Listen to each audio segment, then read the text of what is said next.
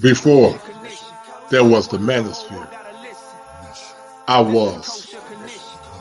Before there was the internet, I was. I was that signal male crying out in the wilderness for justice and equality for those that are downtrodden and broken, those that are voiceless. I was the kosher clinician before I was the kosher clinician on the internet. My plight and my war cry for justice and humanity is nothing fake, but I've always been kosher. Then sit back and get this kosher fire.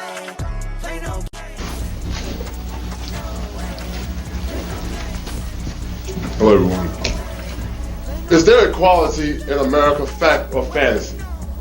First of all, I would like to salute all fellow human beings and most graciously those who are beacons of light for justice and righteousness. To vocally explain the tenets of equality, fact or fantasy, I must begin with the combination of two alphabets, I and F, which spells if. There's no respect of person, but gives protection to all them that fear him. So therefore I ask you this profound and non-scholastic question. If there was equality in America, will I be standing here today? You decide, fact or fantasy.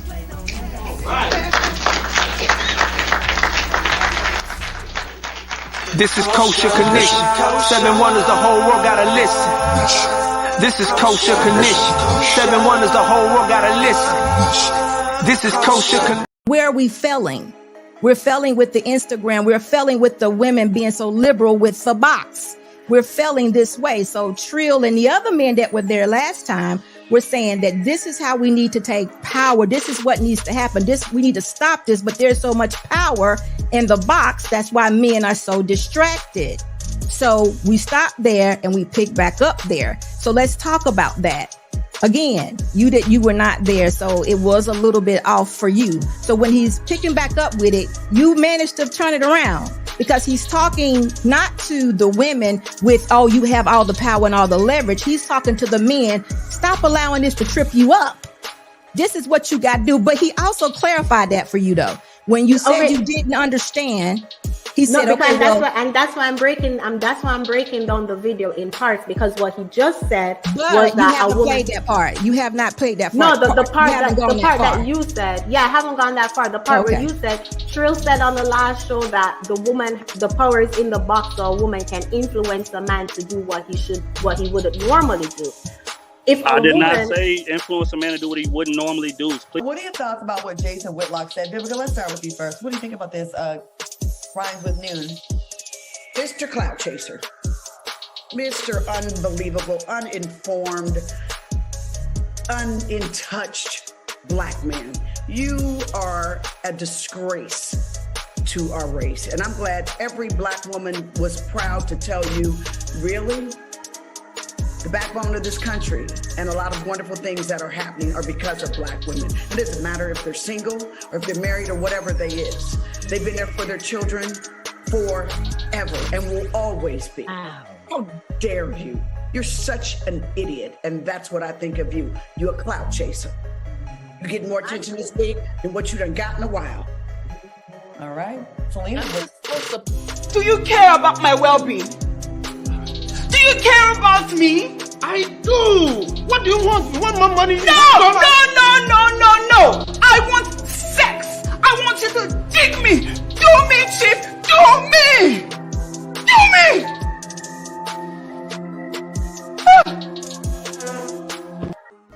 People be like, these American guys are going across the country to find Filipina slaves. Girl, you're just not doing your job.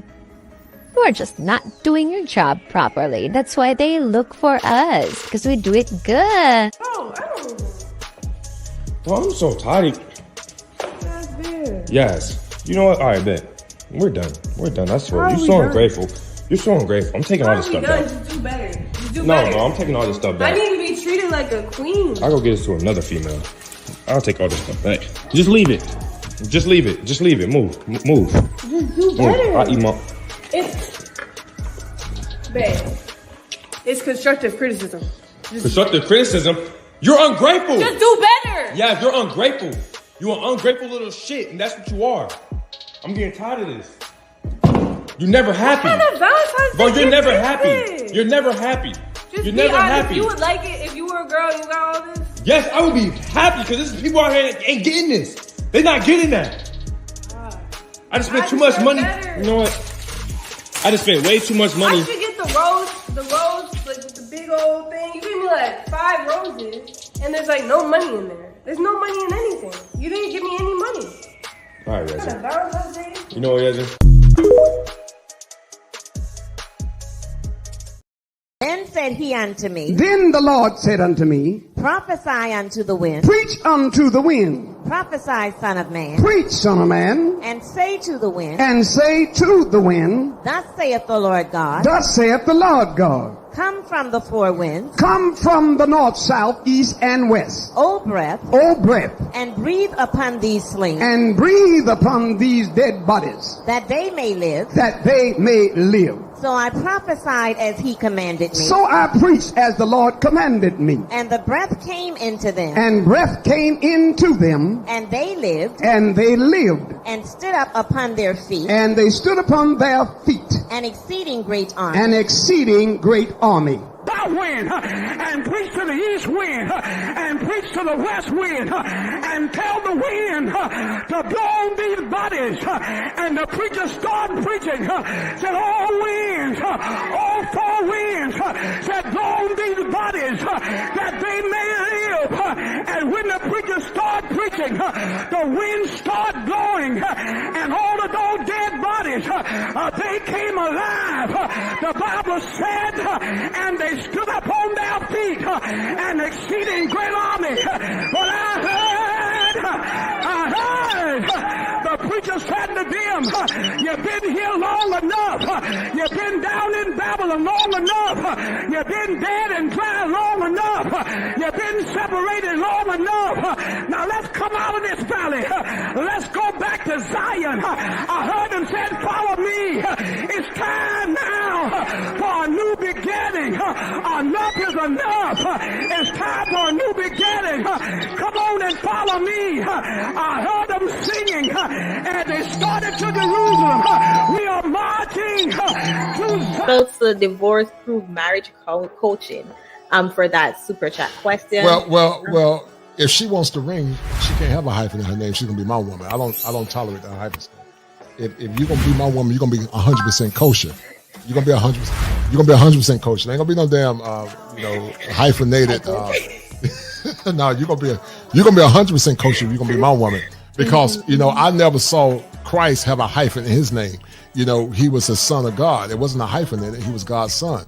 And so if you're gonna be on my team, you're going to have to take my whole name, But then if there's a hyphen in your name, there's going to be a hyphen with responsibilities, because that still suggests that we are egalitarian. We're equal. That's what the hyphen symbolizes. It's a feminist and a liberal construct. Flag. What about you? Hi, my name is Jillian.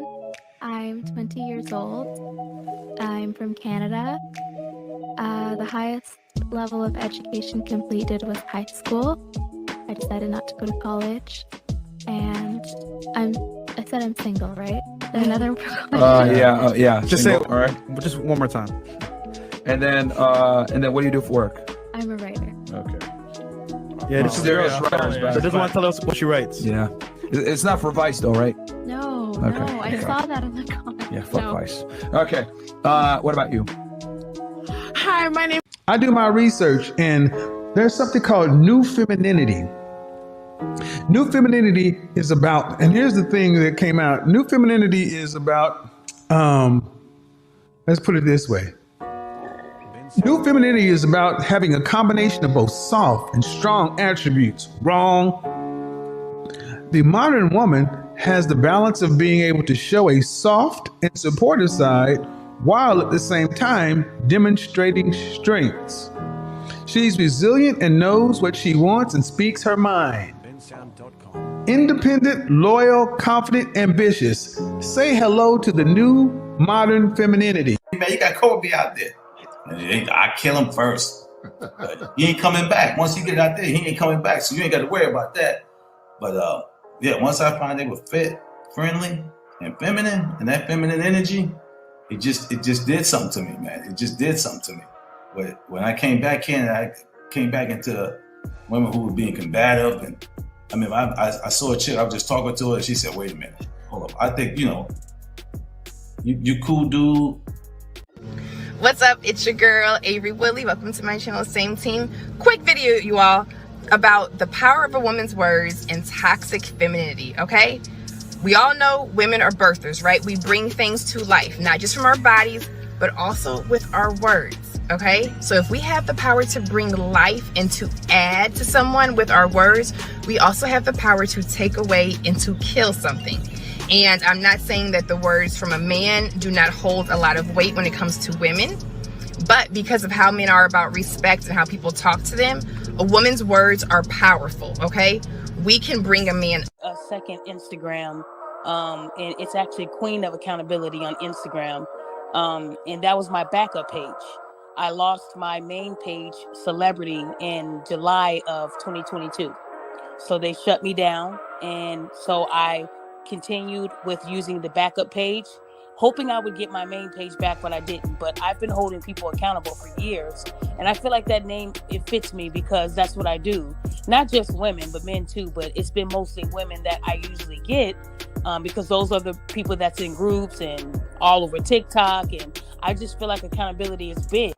But there's a crisis in masculine and feminine symmetry that's causing a lot of men to say, to hell with it. Before we go any further into this conversation, I will ask you a question. Is there a crisis in masculine and feminine symmetry? And if it is, how did we get here? Absolutely. Absolutely. There is definitely a crisis. And I feel that one of the ways we got there is from a lot of women, how do I put it? A lot of women that just don't want to take the pants off. They don't want to take the pants off because they think that, there's this whole hustle culture, right? Hustle, boss, babe. I think, Chantel and I talked about that. And it is creating women to lead more in their masculine. Freaked me out. Right. When I decided that I wanted to be exclusive with her, not that I was dating around, but I wanted to just kind of see her and her alone, I asked her, I said, well, I want to make you my girlfriend. And I felt like I was 10 asking her this. And she told me that she said, well, and I don't know if you remember this, but she said that you're going to have to get my mother's and my father's permission. I'm like, what? I said, you serious? Because I thought she was playing. She was like, yes, I'm. That's not what we value, ma'am. We want a beautiful woman on our arm. Yeah, that's the problem. Well, no, you're the problem. I'm the problem. Yes, you're the problem because I'm telling you what men want. You've experienced what men want, and you've got a problem with it. That's your problem. We're not going to change. You're either going to get on board with it or you will die alone. So what should I be looking for then? Well, honestly, first you need to get down and understand that you have no leverage. You have no leverage in this matter. It's the men. We control access to relationships. You control access to sex. You need to understand what a man that you would want, what he would want in a girlfriend, wife, or significant other. You automatically go under the umbrella of men are bad people. Men are to be looked out for. You can't trust them. They're going to hurt you, abuse you, or whatever. Why are you going to go into any interaction with mankind in an open way? By definition, if you can't be used, you're not feminine. Feminine women are useful women. Masculine women are not useful. Masculine women are competitors. This is why when you sit around and deal with a masculine woman, you feel drained. It's because you're actually in conflict with these women. And your feelings more than you love that man. Because I'm gonna tell you something, sweetie. Men are tired. A lot of men are tired. As a licensed therapist, just talking and not as a therapist, but also just talking socially with other men. Men are frustrated. And they've been frustrated a long time because anytime men begin to tell their story, it's always sequestered under, shaming language. Your mama black, who hurt you? Goofy stuff like that, which is a way to control the narrative, which in essence is a form of manipulation. And see, Avery, so many of our women have what's called, cognitive dissonance. Cognitive dissonance actually stands for an acronym that I created called DEAF. They deny the evidence when you present them with the evidence, Avery. They become enraged when you present them with the evidence. They argue to ad hominem attacks. They attack the messenger instead of attacking the message. And they do the last thing, they fight you or they flee. So when men are saying, what am I giving? Here's why love will always win in 2023. Watch this phenomenal lady. Good morning. What time do you open at? 11. 11 o'clock? Yeah.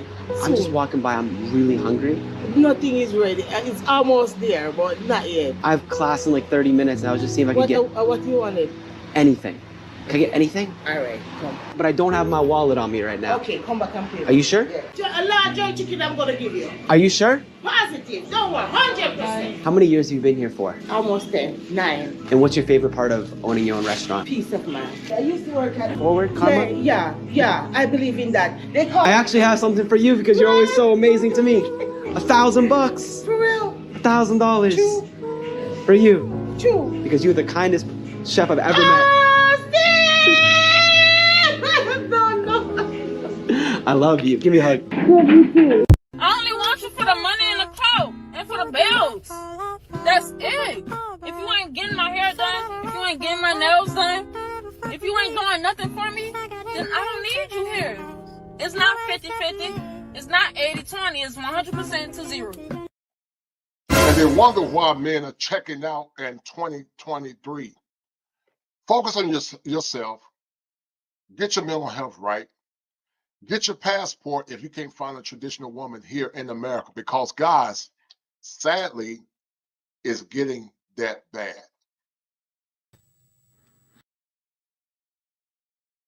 We're about to have a great show on tonight. This has been one that's been in the fire for a minute.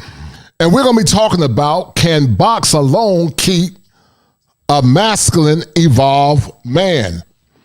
I'm going to say it again. Can box alone keep a masculine, evolved man?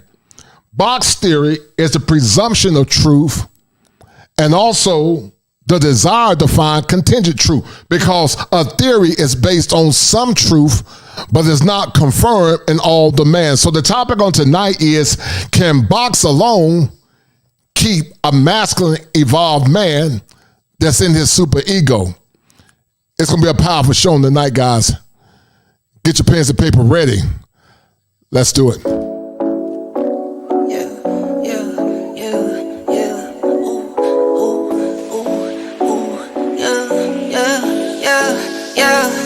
Left it to the bank like left it to the bank like 58 minutes after the hour, 7 o'clock. Bring it to you live from the greatest state in the union, the Tar Heel State, as we discuss on tonight the power of box. This is from a show that Security Boss and Chantel Simone did. And we're going to explore the dynamics of both, because one or both are right, but one is more comprehensive. This show will give men the power and the encouragement to empower them as it relates to the primitive nature of putting box over their purpose and their mission. Let's do it.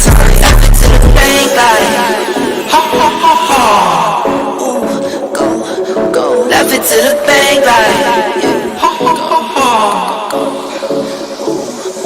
I got in it 10s, 20, 50, 100s, 10s, 20, 50, 100s, 10s, 20, 50, 100s, 10s, 20, 50, 100s. I get it, I flip it and continue.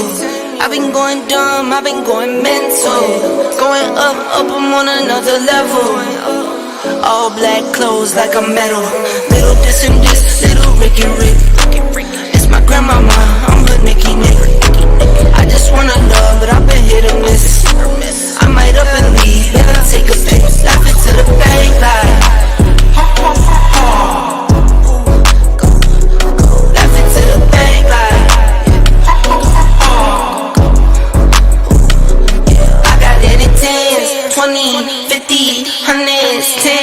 20, 50, hundreds, tens, 20, 50, hundreds, tens, 20, 50, hundreds.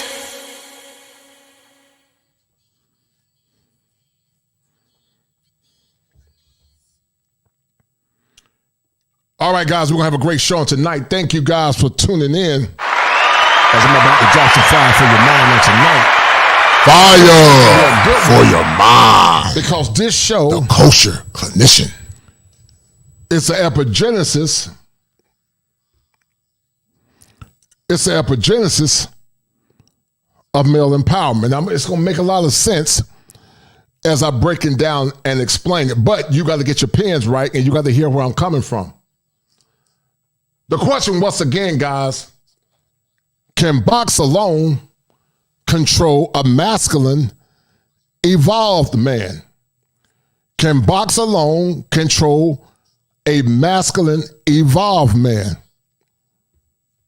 Based on the evidence, I would say no. The argument would say that men have died for a box, and that's true. Some men will go to war for a woman. Many men have lost their lives for a woman. But watch this. It's a difference between a man that's evolved and has had women in the past and a man that's spiritually and he's emotionally disciplined versus a man that worships box and does not put his purpose above that. Now, a man that is evolved, it does not mean that he doesn't want box, but box alone is not going to keep him in that relationship. And see, some would say, leverage your box. And I understood what Brother Trill was saying in the context of the relationship or in the context of modern times. And I totally get what Chantel Simone was saying because Chantel, I agree, was more comprehensive. But this is going to make sense, guys. I promise you it's going to make sense on tonight. Because many men are operating in their id versus operating from the superego. Sigmund Freud, guys, talked about psychoanalytic theory. He talked about psychosexual theory. And I want to prove to you on tonight why both were right. Chantel was right and Trill was right. But Chantel was a lot more comprehensive once you understand it. Femininity will always win because masculine box is only good temporarily. But masculine box can never sustain a masculine man because what's going to happen, if that man is extremely masculine, eventually he's going to get rid of that box. He's going to get rid of it because that box alone is not going to keep a man in a relationship. It's not. A man that knows what his worth is, a man that's discipline, it's a man like Joseph when he was around Potiphar's wife because Joseph was in his super ego. And as Bishop Charles E. Williams said, y'all ain't gonna talk to me. When you're in your super ego, the super ego is equivalent to a man that's walking in the spirit. He's not persuaded by the lust of the flesh. He can control himself because he's disciplined. But a man that's in his id, which is primitive, one, he's in denial about the nature of a woman. And he's in what's called a very regressed mind state because he values box over his purpose. And that's why you got these men that are losing their lives and killing other men over some box. And I can see, guys, that box was feminine box, if it was new box or virgin box. But that box, a lot of men have had that box. So you're not getting nothing special. And, many men are going by the way of the grave because they put the box over their purpose and they put the box over their mission. But once you can have power over your flesh, a woman will never have power over you again. When you got power over that box, if she doesn't have femininity and any other virtues that can help you in that relationship, then it matters nothing. So one was right, guys, and one was more comprehensive. Trill was right in a practical sense as it relates to modern times. But Chantel was more comprehensive because femininity always wins. Femininity, guys, always win. Because when Delilah came to get Samson, she didn't use masculine box. Delilah used her femininity. Because femininity is what give a man the power and the encouragement to go on. And I'm going to take it a step further. Sometimes femininity alone is not enough. But by and large, a feminine woman with a box is superior to a masculine woman with a box if she's around a masculine, evolved man. Now, once again, every man is not masculine. He's a how can I say it? He's a male, but he's not a man. And that's why I came up with two concepts, the conscious simp and the unconscious simp. The unconscious simp is in his id, but the unconscious simp, the conscious simp is in his ego. But see, that ego has not been, how can I say it, reflected or refined by the super ego.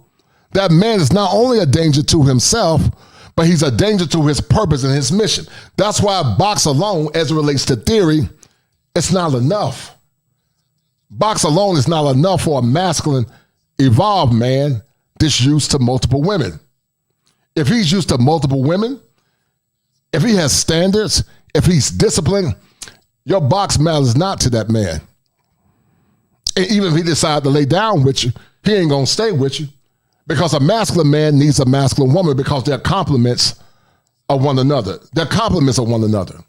But because so many men here in America are dealing with affection deprivation, they'll get with masculine box and they'll tolerate masculine box because they don't know what their purpose is. But see, men, what you got to understand is that you have more power than you realize. You got more power than you realize once you understand that your discipline supersedes box on any day. And the more you understand that, then you will no longer become a slave to box. Because this is very important for a man that's evolving and become a better version of himself. Once again, box alone is not enough for a masculine man. But a man that's in his id, he will become a slave to box because the primitive ego is in denial about female nature. And also the primitive id is also very regressive, meaning that man is in a stage of his development where he's locked in and he's not becoming the better version of himself. So once again, if you want to become the better man, then if that woman leverage her box, she can leverage all she wants to. It's not going to matter long term. And I understand what Trill was saying. So I'm not here to indict the brother. I'm not here to indict the brother if he's listening. But box alone has nothing to do with a masculine man. To an average guy or a man that's uninvolved, yeah, he might kill a woman, or kill a man, or kill somebody over a woman. But in general, a masculine man is not. Now watch this. Some will argue, will a man take another man's life if he walks in on his woman having sex with another man? Perhaps it might happen. It might happen that a man might come in to take another man's life because he's, having sex with his woman. But he'll be tempted to take that man's life if he's walking in his super ego.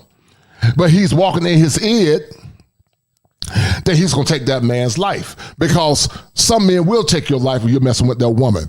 But a masculine evolved man realizes that there are multiple women in the world. I'm not going to trip.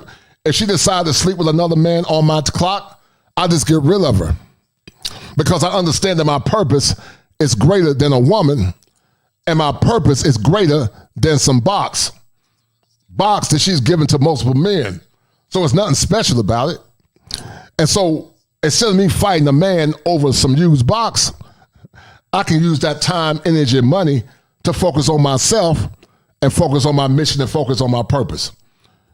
And as Bishop Charles E. Williams said, y'all ain't gonna talk to me. Guys, do me a favor, get the likes up, share the stream, donate to the channel if you like what I'm saying. But this is gonna be a very comprehensive show on tonight. Very comprehensive. And as you guys understand, about a couple of days ago, we had an idiot that come on this show. And I got some ideas who it is, but I'm gonna leave it alone. And they tried to sabotage this channel and what I'm trying to do as it relates to male empowerment. So if I decide to drop the link on tonight, You got to cam up. I got to know you. If you can't cam up, you can't come up. Sorry. Because I'm not going to take a risk because some of these people are fools. They're psychotic because they want to sabotage what we're trying to do as men. So once again, if you like what I'm doing, donate to the channel. If you got a question, send a Cash App or Super Chat. But we're going to get deep into it on the night, guys. I'm going to show you guys something. And once again, the question is masculine box enough, or is box enough? Should women be leveraging their box, or should women be operating 100% in their femininity?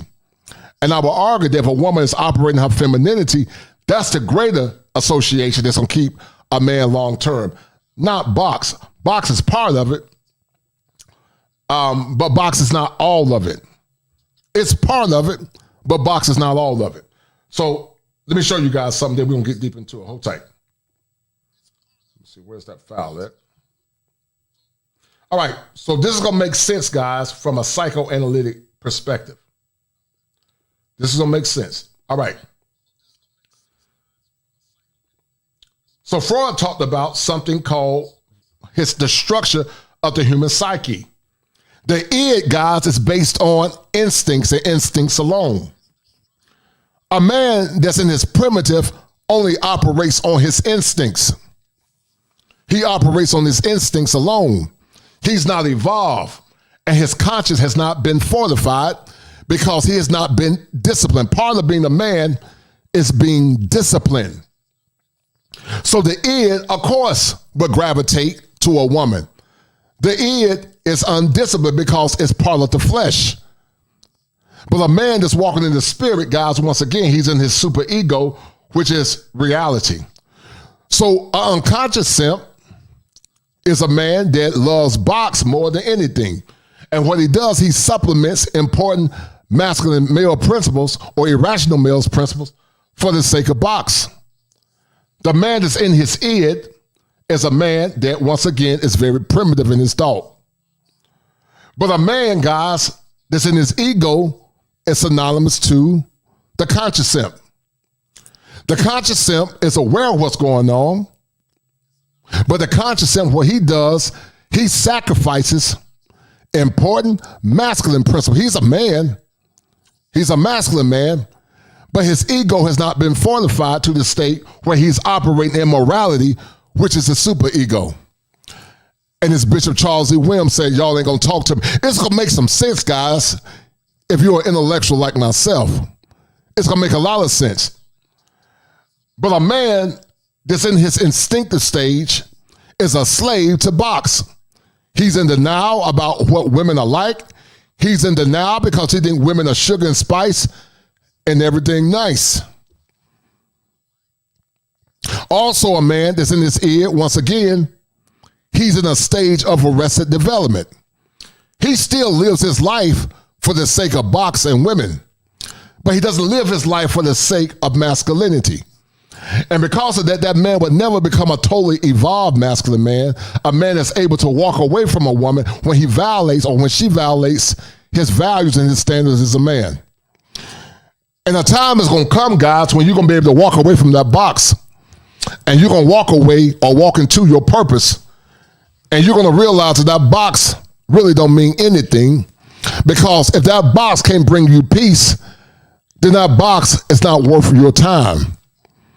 So box alone, especially if it's masculine box, it means nothing to a masculine man. The id is instinctual. The ego is reality. The conscious simp knows what's going on because he's in his reality, but he chooses not to act on reality because he's a slave to doing what's right for that woman. So that man needs to be in his morality, which is his super ego. The super ego can overcome the temptations of that box. That's why theology says that when a man walks in the spirit, he no longer desires the works of the flesh because he's walking in the spirit. Box alone does not keep him a slave to his flesh. That's what happened with Brother Joseph. Brother Joseph was walking in the spirit.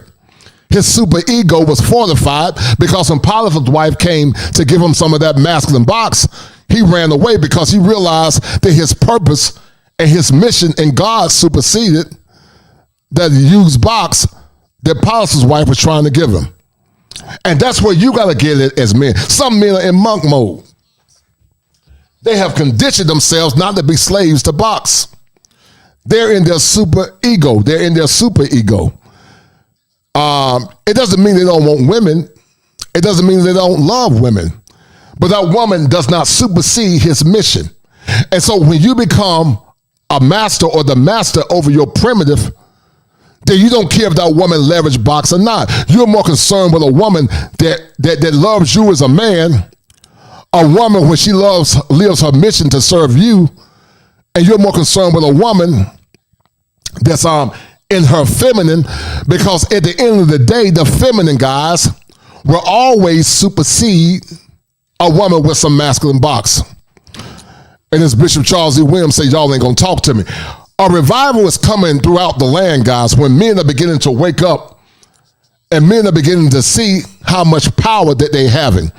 The passport movement is getting so powerful that they can't produce enough passport. They can't produce enough applications. And many are not liking it. But see, that's what the right to self-determination is. When you can control your physical urges, when you can satiate your id for the sake of the purpose of your masculinity, men, then you're no longer a slave to the devices of the modern woman. The modern woman that more or less don't value masculinity. The modern woman that wants you to be a slave to her feelings. And the modern woman that many times is more masculine than you. Teddy Pendergrass said that she was the Mona Lisa. And Teddy Pendergrass said, you inspire me. He said, you inspire me. And so that's why Chantel was right.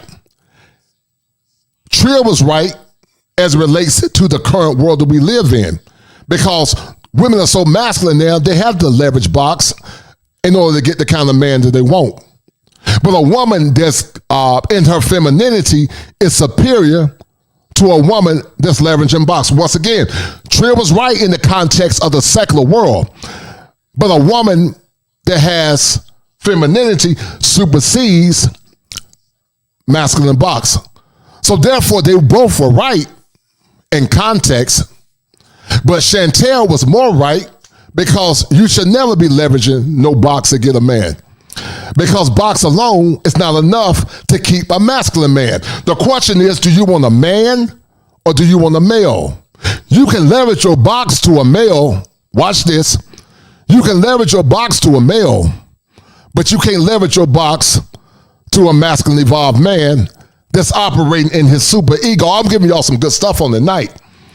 Because a masculine evolved man is not going to be a slave to some box that a woman gave to Raekwon, Man, and damn Day for free. You don't care about no box. That box don't have any power over you. Box only got power over men. They have not evolved, and they're not walking in their masculinity. But a man that's evolved and walking his masculinity, he can look past that. When that woman don't act right, he said, get up out of my house. When that woman's not acting right, he said, get out of my life.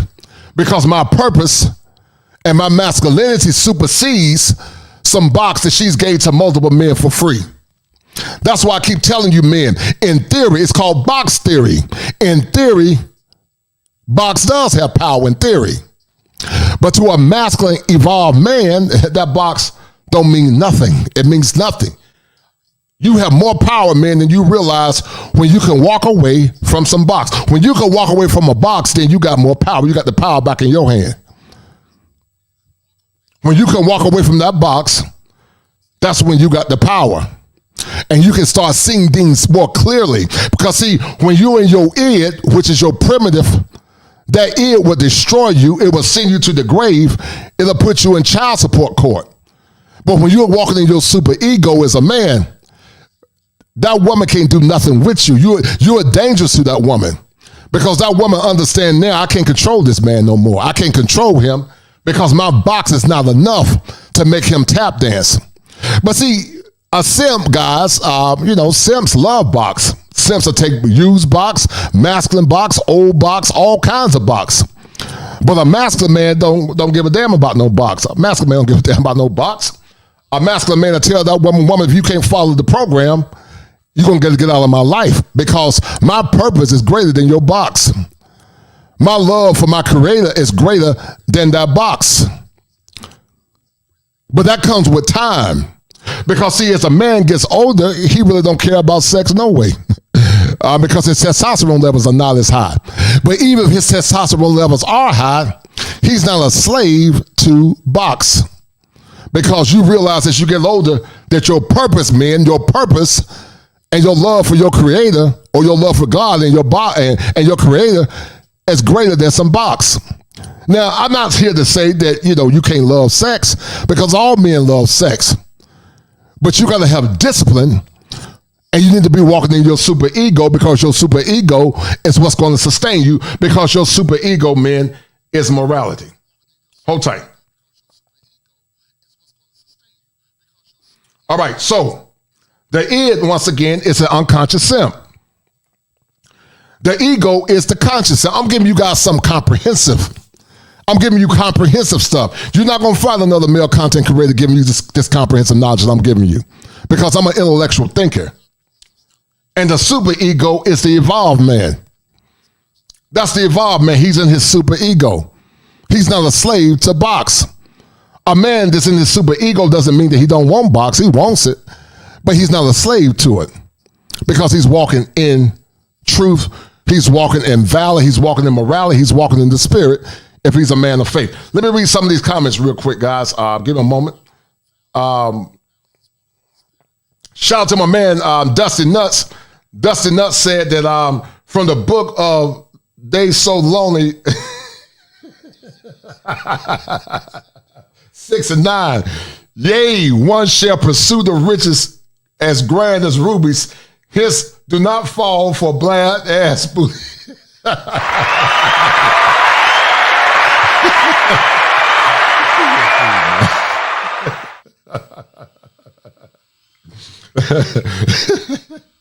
Oh my goodness. Dusty Nuts said, from the book of these lonely ass 6 and 9, do not give into the fires of the lion, lest they cause fire in your loins. No doubt. You funny, Dusty Nuts. And then shout out to Dewan Hose. He said, tell him about the unconscious self. I'm about to tell him, brother. Hold tight. And shout out to, once again, my man, Dewan Hose, as you are the #1 sponsor of this stream, brother. I appreciate it. That's a bet, right? That's a deal, right? That's a deal, right? That's a bet, right? That's a deal, right? That's a deal, right? Got 5 on it.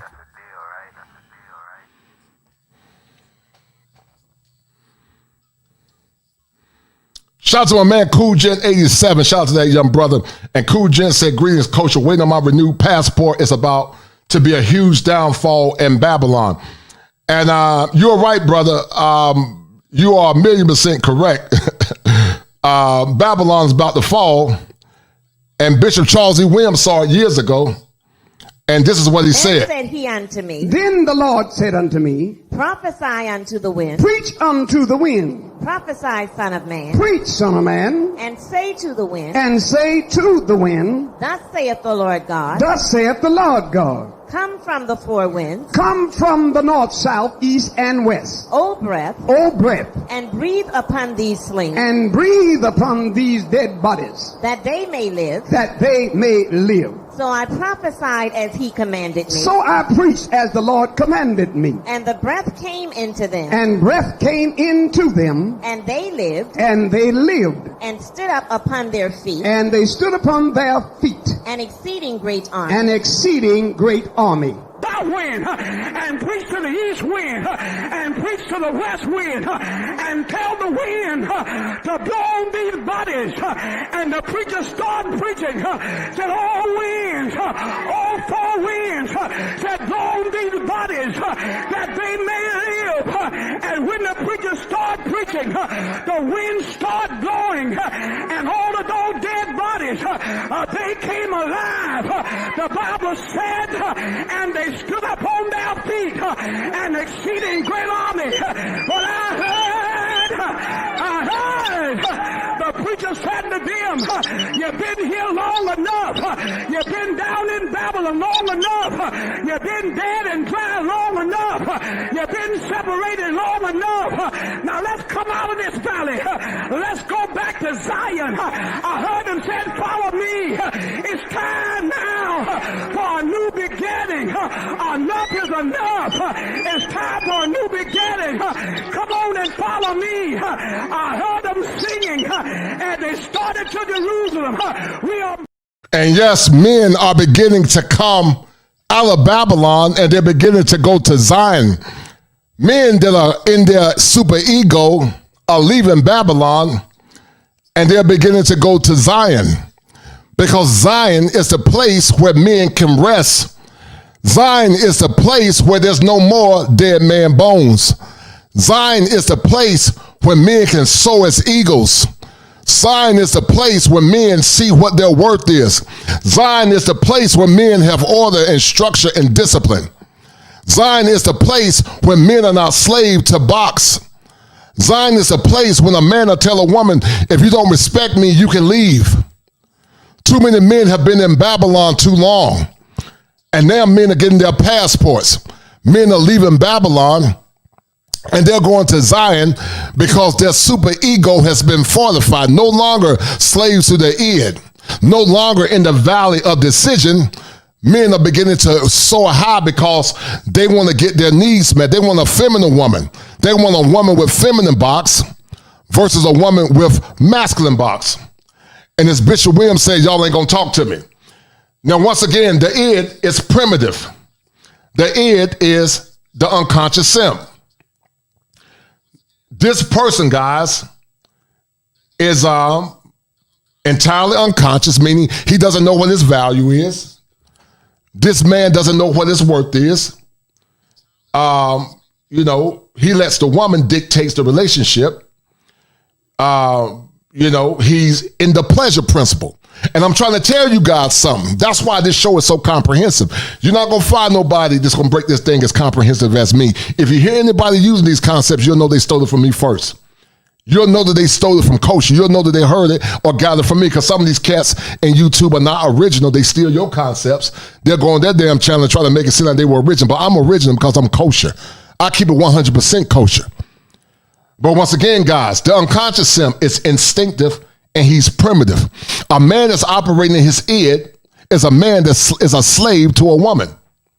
He's not aware of what his worth is as a man. That's why he's an unconscious simp. Once again, he supplements irrational male patterns. He's not a man. He's not an evolved man. He's a male. Because there's a difference between a woman and a female. There's a difference between a man and a male. The unconscious simp is a male. He's not a man. He is a male. He believes in the pleasure principle. He'll take another life over box. Once again, not new, fresh, feminine box, but used box. He only reverts back to his primal desires. A man that's a victim of arrested development is a man that's a slave of his primal desires. He can't supersede his primal desires because he's not disciplined.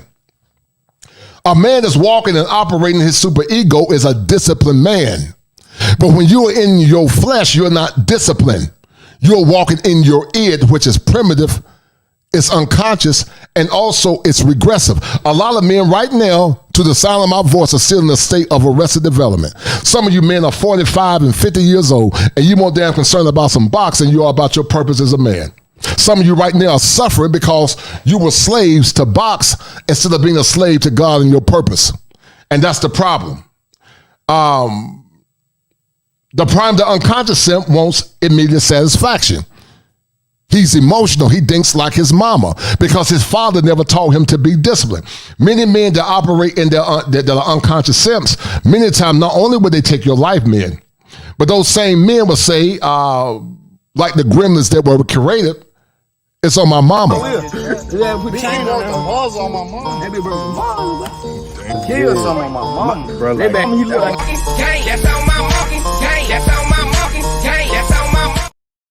right, so the unconscious simp, once again, he demands immediate satisfaction. But once again, guys, it's located in his subconscious.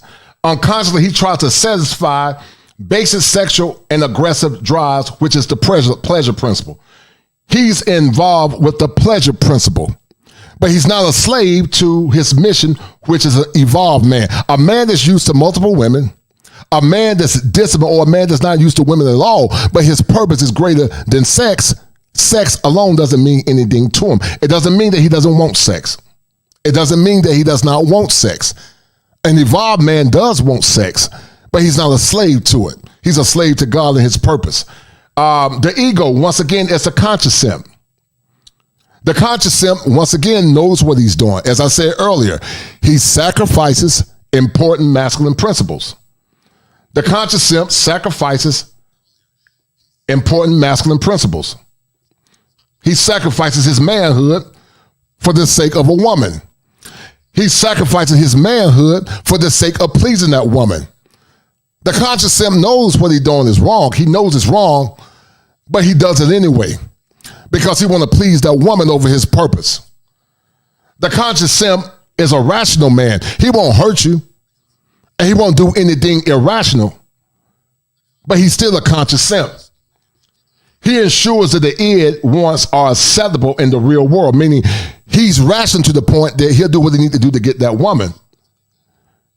But once again, there's a war between the id and the superego, almost like you got the devil on one side and you got God on the other side. The id said, go ahead on and have sex with that woman. But the superego said, no, man, that's dangerous. The superego said, no, you don't need to do that, man, because that could be dangerous to you long term.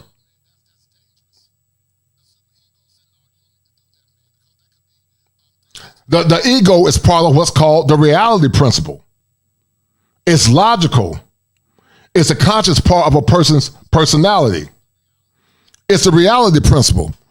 So a man that's a conscious simp is living in reality, but once again, he's indecisive because he's not grounded. He's not rooted in his purpose. He's not rooted in what he needs to do as a man.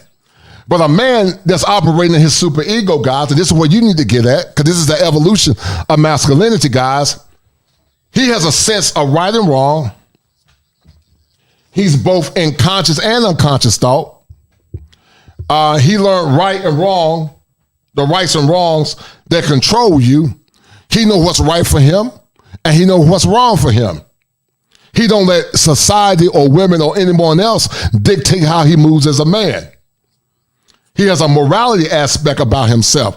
A man that's in his superego and is evolved as a masculine man, because he's not going to lie to a woman to get no sex. He don't lie to women to get sex. An evolved masculine man won't lie to a woman. He'll tell her the truth because he's evolved. But a man that's an unconscious simp is an irrational man. He'll lie to women.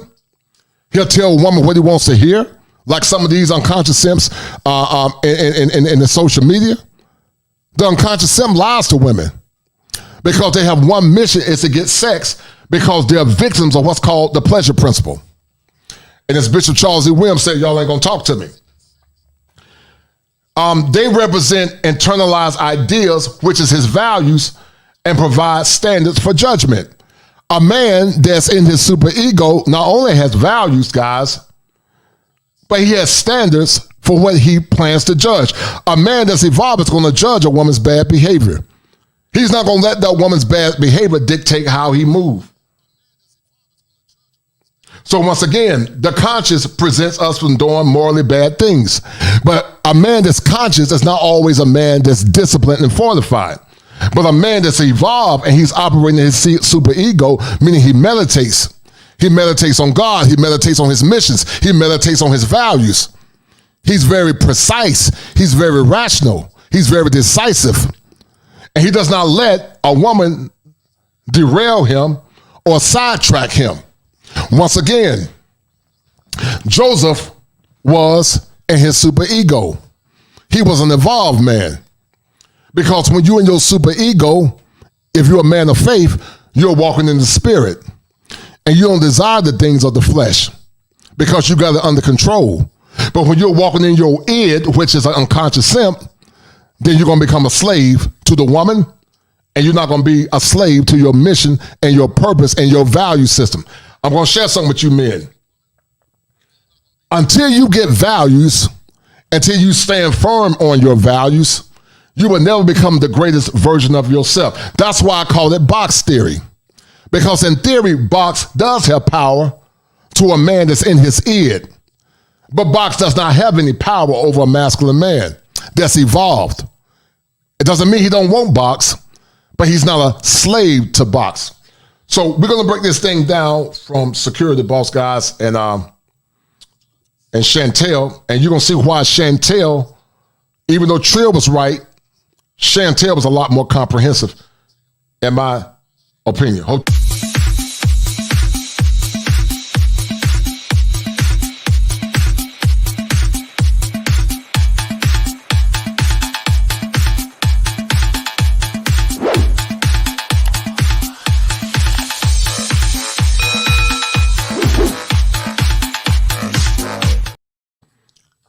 All right, shout out to my man once again, Dusty Nuts. Dusty Nuts, you are the #1 sponsor of this stream, brother. Thank you.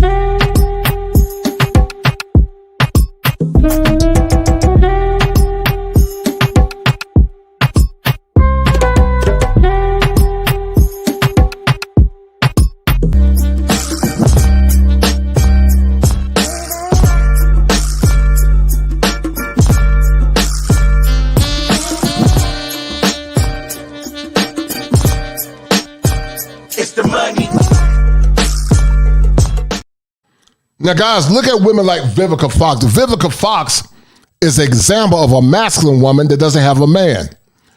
Vivica Fox has masculine box.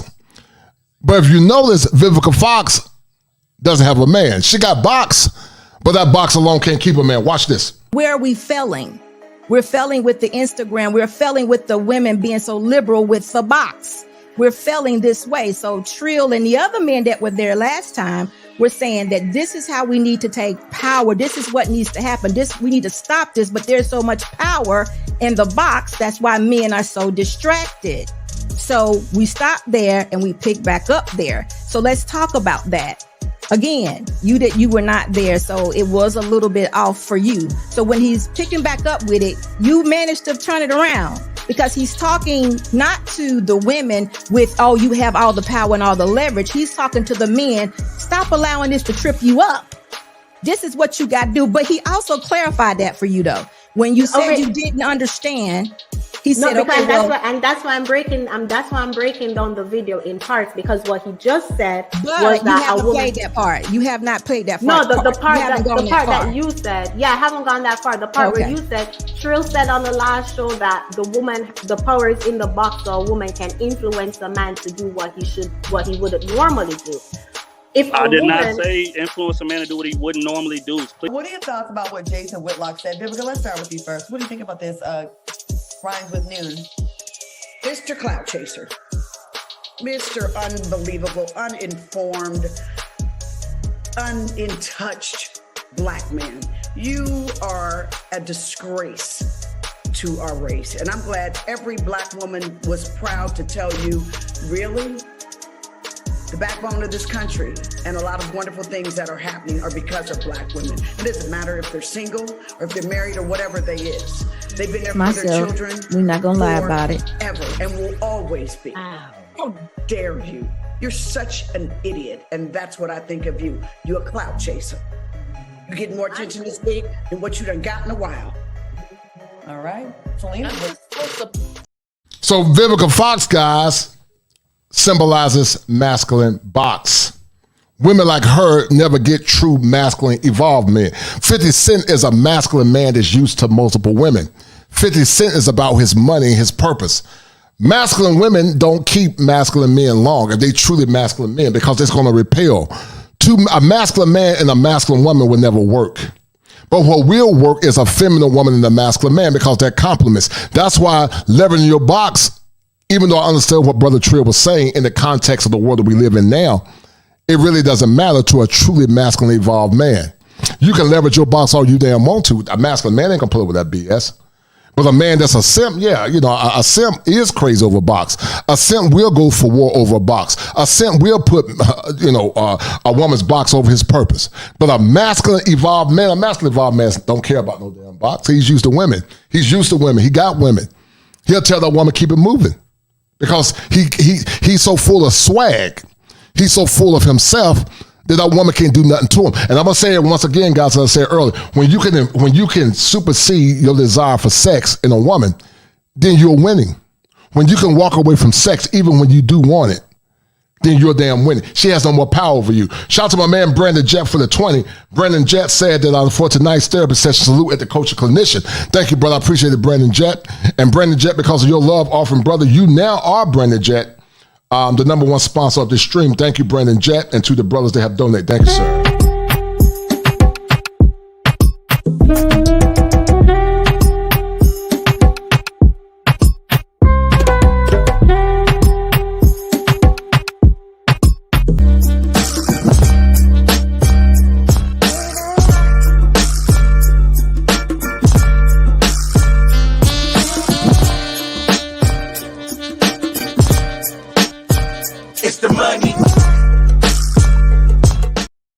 So once again, guys, masculine box is not enough. Let's look at this stream that Security Boss and Chantel did. You guys are going to see what I'm talking about. So hold tight. That women are not listening to men, especially in these spaces. They asked us to just listen, and we don't, or we won't. They say, can you cut your nails down a little bit? And we say, no, we won't.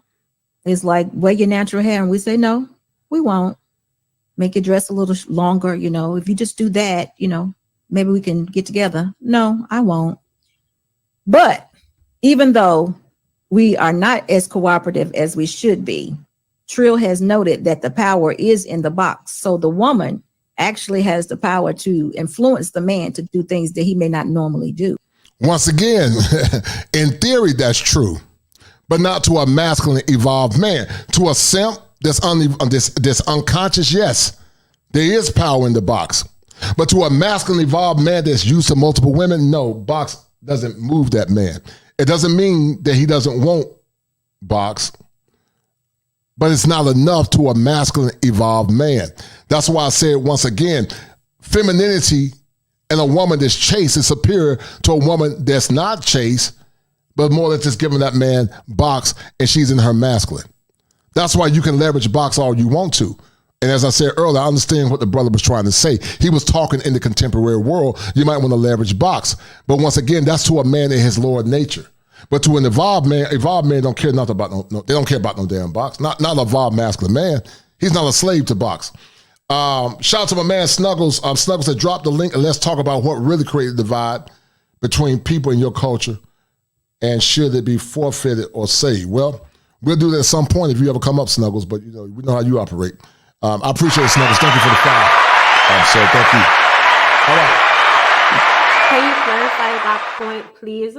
SB said, Trill noted that the power is in the box, so the woman has the power to influence a man to do, through her box, to influence a man to do what he will not normally do.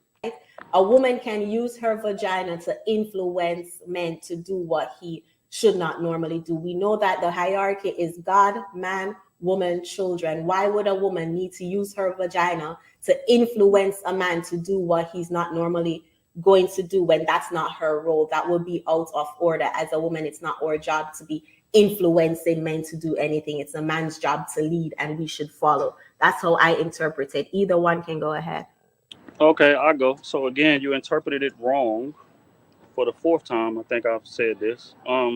It's not to interpret a man to do what he wouldn't normally do or things of that nature. Again, it's to distinguish the men who are there to be with you long term in comparison to the men who are there to be with you just to smash and move around. That's what I'm saying. Leverage meaning that hold out on the sex. Wait. But even if that woman, guys, is a woman that's leveraging box to keep a man around, once again, if that woman is not feminine, if she does not have a modicum of femininity, that woman is not going to keep a masculine evolved man. She won't keep him. So once again, Trill was right as it relates to the context of what he was saying in modern times. He was correct. But as I said earlier, Chantel was more comprehensive because femininity, guys, always win. Femininity always win over masculine box. You can leverage box all you want to. But if it's not, you can leverage box to a simp and a man that's a conscious simp. But you can't leverage box to a masculine, evolved man that know what his worth is. You can't do it. It won't work. So I understood what the brother was saying. Shout out to him. Hold tight. Let me finish, please. No, you're jumping the gun because you're going to talk about leverage. We're talking about influence. Chantel, let me say this really quick. Let me say this really quick. That particular point came from the conflict resolution part. Shout out to my man Gregory Scotland for the $20 super sticker. Thank you, Gregory. I appreciate it, brother. Gregory says, since late last year, I've seen a growing split between the passport and local community conversations. The men operating through self-determination are moving on, and others still want to sit down and have the same talk. And you're right.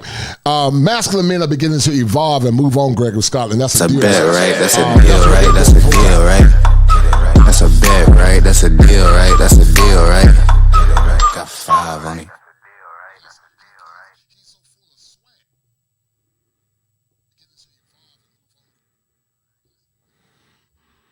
All right, so you're right, Gregory. They're having a conversation, but a man that's in his ego, super ego, is a man that's evolved, and he knows what his worth is. A man that's operating in his super ego don't care about what people are saying. He's moving in silence because he's a masculine man, and he's moving in silence because he understands that his masculinity supersedes having a conversation that's based in irrationality. And Gregory Scott, because of your love offering, brother, you are also one of the new sponsors of this stream. Thank you, sir.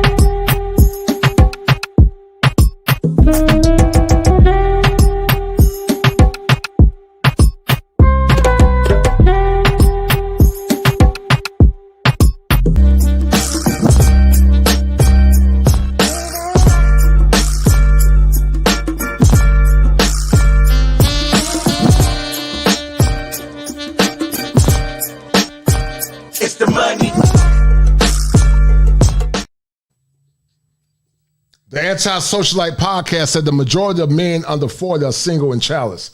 They're not smashing. 30% of these men are married. Only a small percentage of men are reckless. I agree with that, brother. I totally agree with that. Hold tight. One. So you were not there. So it kind of led in from that particular conversation from part one. That was how we left part one. And it came from a statement of still men being ahead, women's roles. How can we make sure that men are in authority and what is keeping them from being in authority? Okay, so when you said that, and GP in the chat said what he normally wouldn't do, what I'm trying to understand, SB, if a man is the head and a man is the leader, as women, if we're using our box to influence a man to do what he normally wouldn't do, aren't we then out of order? No, who we're speaking to are the men who actually allowed this to happen. See, if more men would actually deflect the box or women would preserve the box, we wouldn't have this issue. And that's where he was speaking from. We were talking about how a man is preventing. The last question was, what is preventing a man from being a husband? Or what is preventing a woman from being a wife? That's how we left part one. And that's a little unfair to you. So I do apologize for that. But that's how we left it. No, security boss. That is not unfair because she calls herself a content creator. When you're a content creator, you need to go research the content before you make content on it. She didn't do that and she misinterpreted. But continue. No, but even then I'm still not following it, because if a woman is with a man who is not doing what he's supposed to do. No, it's right? not. It's not that's not happened yet. We were talking about what is keeping men from being husbands. And as in the qualities of a husband, or keeping men from actually signing the paperwork to marry you? We hadn't gotten that far. It's a question. What do you think that is keeping a man from being a husband, and what do you all think is keeping a woman from being a wife? That's where we were. Well, this is what keeping a man from being a husband.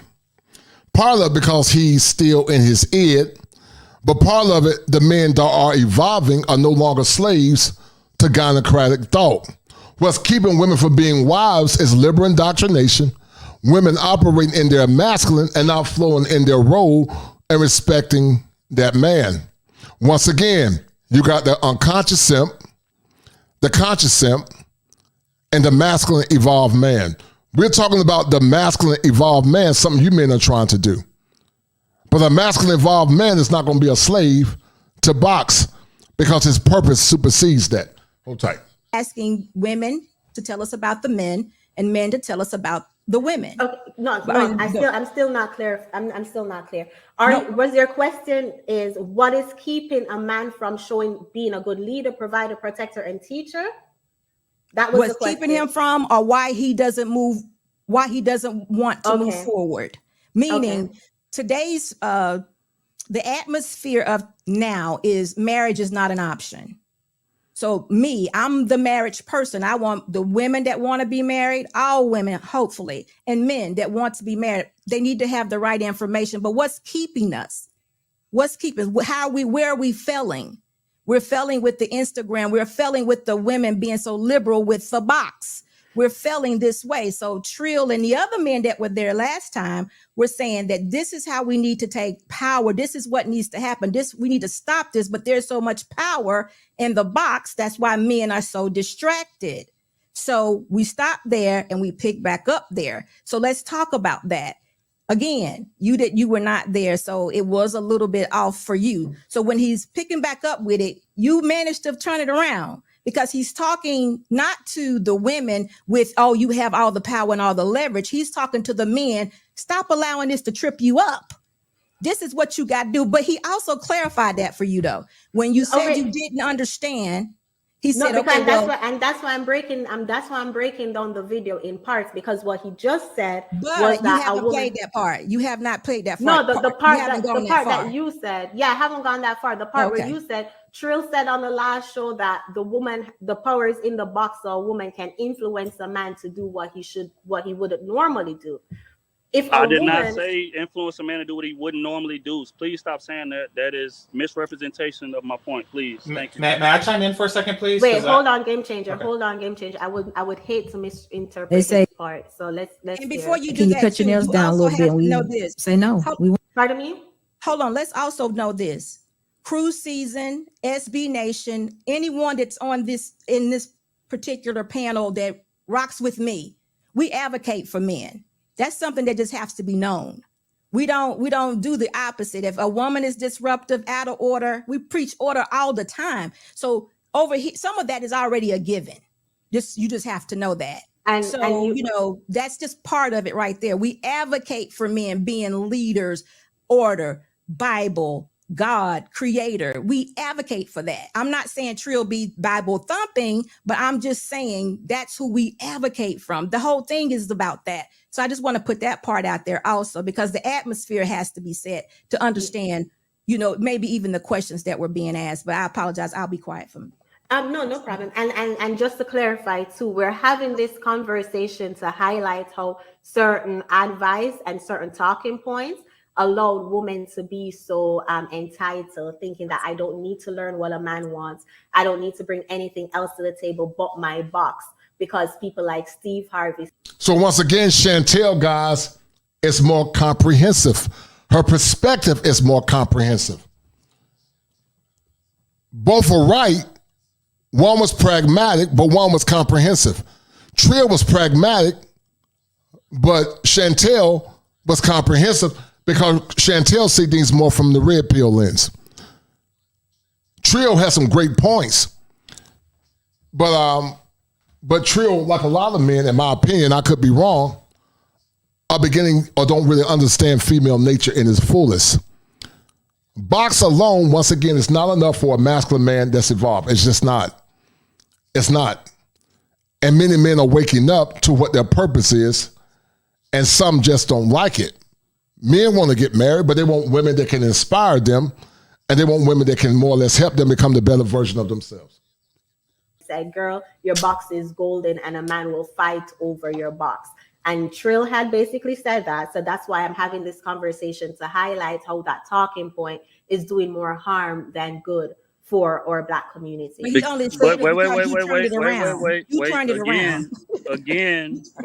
to clarify, because again, a lot of y'all content creators like to take what people say, like to misconstrue to feed to y'all audience. That is not what I said. For one, I was not giving advice. in that scenario, I was just like a reporter reporting on what actually happens. And what actually happens is most men are influenced by the box. That is a fact. This is not conjecture. This is not my imagination. This is not anything I've researched. This is reality. So again, I'm not giving advice saying, hey, a man, you should go out there and just be finessed by the women. No, I'm saying that most men are finessed by women due to sex. Even powerful men, successful men, we see it 24/7. Men risk their fortunes for vagina. So for us to sit up here and act like that's not the case, that is being disingenuous. And you are being disingenuous because you are taking what I said and finessing it to try to feed to your base. That is wrong. No. Once again, Trill is right when he says something about conscious. A conscious man, once again, is a man that's in his ego. The ego of a man knows what's the right thing to do. But once again, that man that's conscious, once again, if he's not evolved, he becomes a slave. Remember, the ego is aware of what's going on, but it's a war between the primitive and morality. So can a man be slave to box? Yes. But I will argue that men are waking up now, and men are no longer allowing a woman in box to control them. Once again, it doesn't mean that a man of morality doesn't want sex. That man wants sex as well. But he's evolved. He's in his super ego. And because he's in his super ego, he has his conscience under wrap. But once again, guys, every man is not there yet. There's a percentage of men that are like that compared to what Trill is saying. But what Chantel is saying, once again, is more comprehensive because Chantel is right. Femininity and box is what's going to keep that man longer than just some box alone.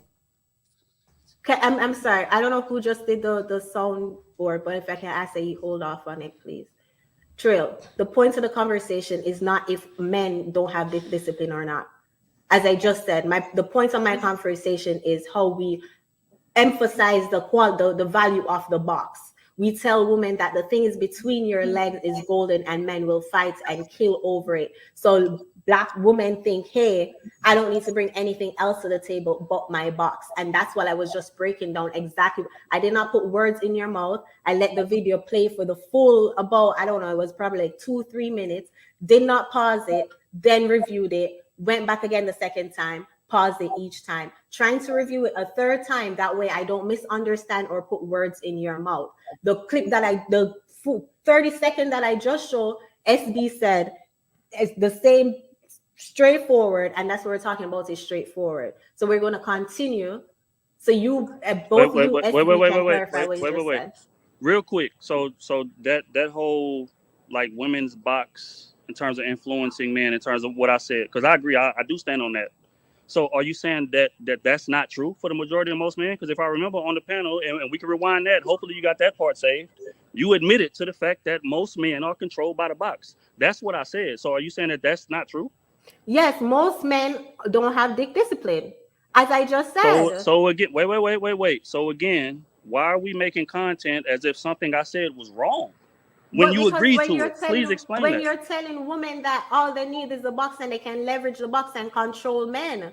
Wait. Again, you are misinterpreting what I said. I did not say all you need is the box. Please stop misinterpreting what I said. Right. We have videos. Sorry. Let me not misinterpret. Wait. Yeah, let me go ahead and play the video. I'm gonna go ahead and play the video. Interrupt me, folks. It's like wear your natural hair, and we say no, we won't. Make your dress a little longer. If you just do that, maybe we can get together. No, I won't.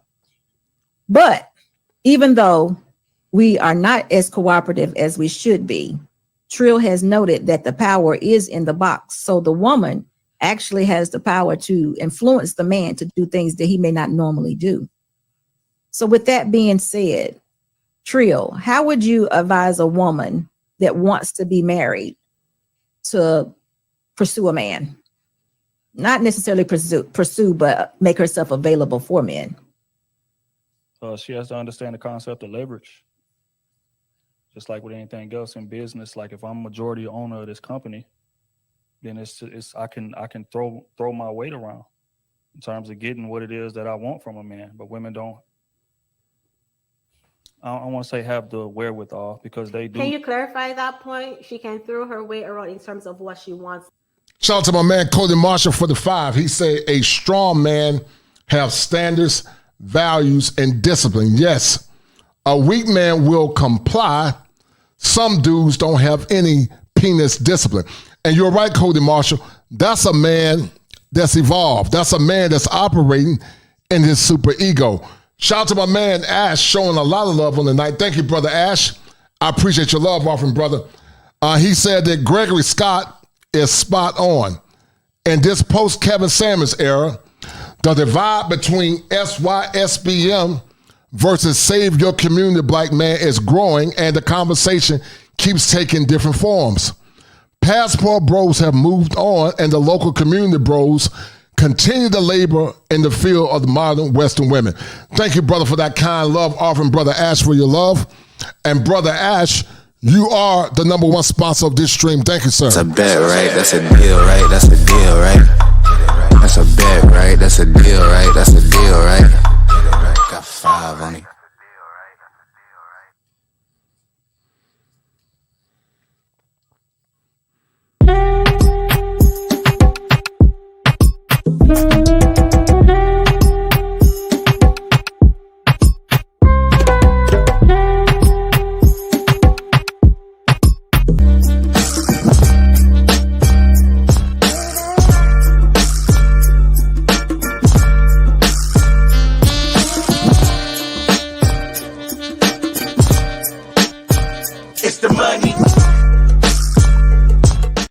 Thank you to brother Ash, as he is the number one sponsor of this stream, for that $50 donation. I really appreciate it, brother. Thank you for your kindness. And to the 39 that are listening on tonight. But this stream is important, guys, because as you continue to evolve, you will no longer be a slave of box. Many men in the community are slaves to box. Many are, because they don't have penis discipline, are a slave to their id. And then the conscious man that knows right sometimes is also a slave. But I'm here to teach you men how to become conscious men that are morally fortified in your principles, and you want to allow a woman and box to get you off your square. So many men have lost their lives and lost their livelihoods behind box. But when you are disciplined like Joseph, you will no longer be a slave to box. Once you can have power over box, guys, your life will start taking off, and you'll start seeing things more clear. But once you get hooked on box, you become a slave in an ever-evolving cycle. And that's why this conversation is so important. To get from a man, she can use her box to get what she wants to get from her man. Clarify that point. Correct. Throwing your weight around, like I said, for the 10th time, I think, to whittle away the guys who are not there for longevity. This is how you distinguish. You withhold the box to see which men are there that they actually want to be with you long term, compared to the men who are actually there to smash. You have the leverage to control that, but a lot of women misuse that leverage. They give up the box so early before they even understand what the man is there for, and then blame the man as to how the relationship turned out. So that's what I mean by leverage, right? You have the leverage. You have the leverage to get the, hold on, somebody echoing. You have the leverage to get the information, the proper information that you need from the man to make the right decision. But most women give up the ass so early that they don't get the intel they need, and they make the wrong decision. That's what I meant by leverage. Okay, go ahead, Game Changer. Yeah, so I just want to make sure I'm clear on this point. Are you suggesting that women use sexual leverage in order to get men to marry them? I'm suggesting, I think for the 11th time, you use this is the 12th. Wait, stop. You keep on counting how many times you do it. Can you just No, he's wrong. It's 12. It's 12, but go ahead. Okay, pardon me, 12th time, right? Mm-hmm. A woman should use that sexual leverage to see what the man is there for. Not to manipulate a man into being something that he's not, or things like that. Again, I've heard that said a million times in this pod or this live stream, pardon me, and that's incorrect. You use the leverage to get the information you need to make the right decision as a woman. That's what I mean. What? Okay, but once again, do you use that leverage to get the man? I mean, I know what you said about how to use it in that way. I'm not talking about what you said. I'm asking what you are going to say. would you suggest that a woman use sexual leverage to get a man to marry her? No. Again, I didn't say Okay, it then. I'm not saying it now. Fair enough. That's why I asked. Interpret. That's why I asked. I wasn't interpreting what you were saying. I'm asking you to say something. It's a completely different thing, and this is the first time you actually said it. Now, with that being said, Trill, how come when she said that women are uncooperative, they don't listen to men? Trust my man Cody Marshall for the 2. He said no, they give up their box to certain men, and you're right.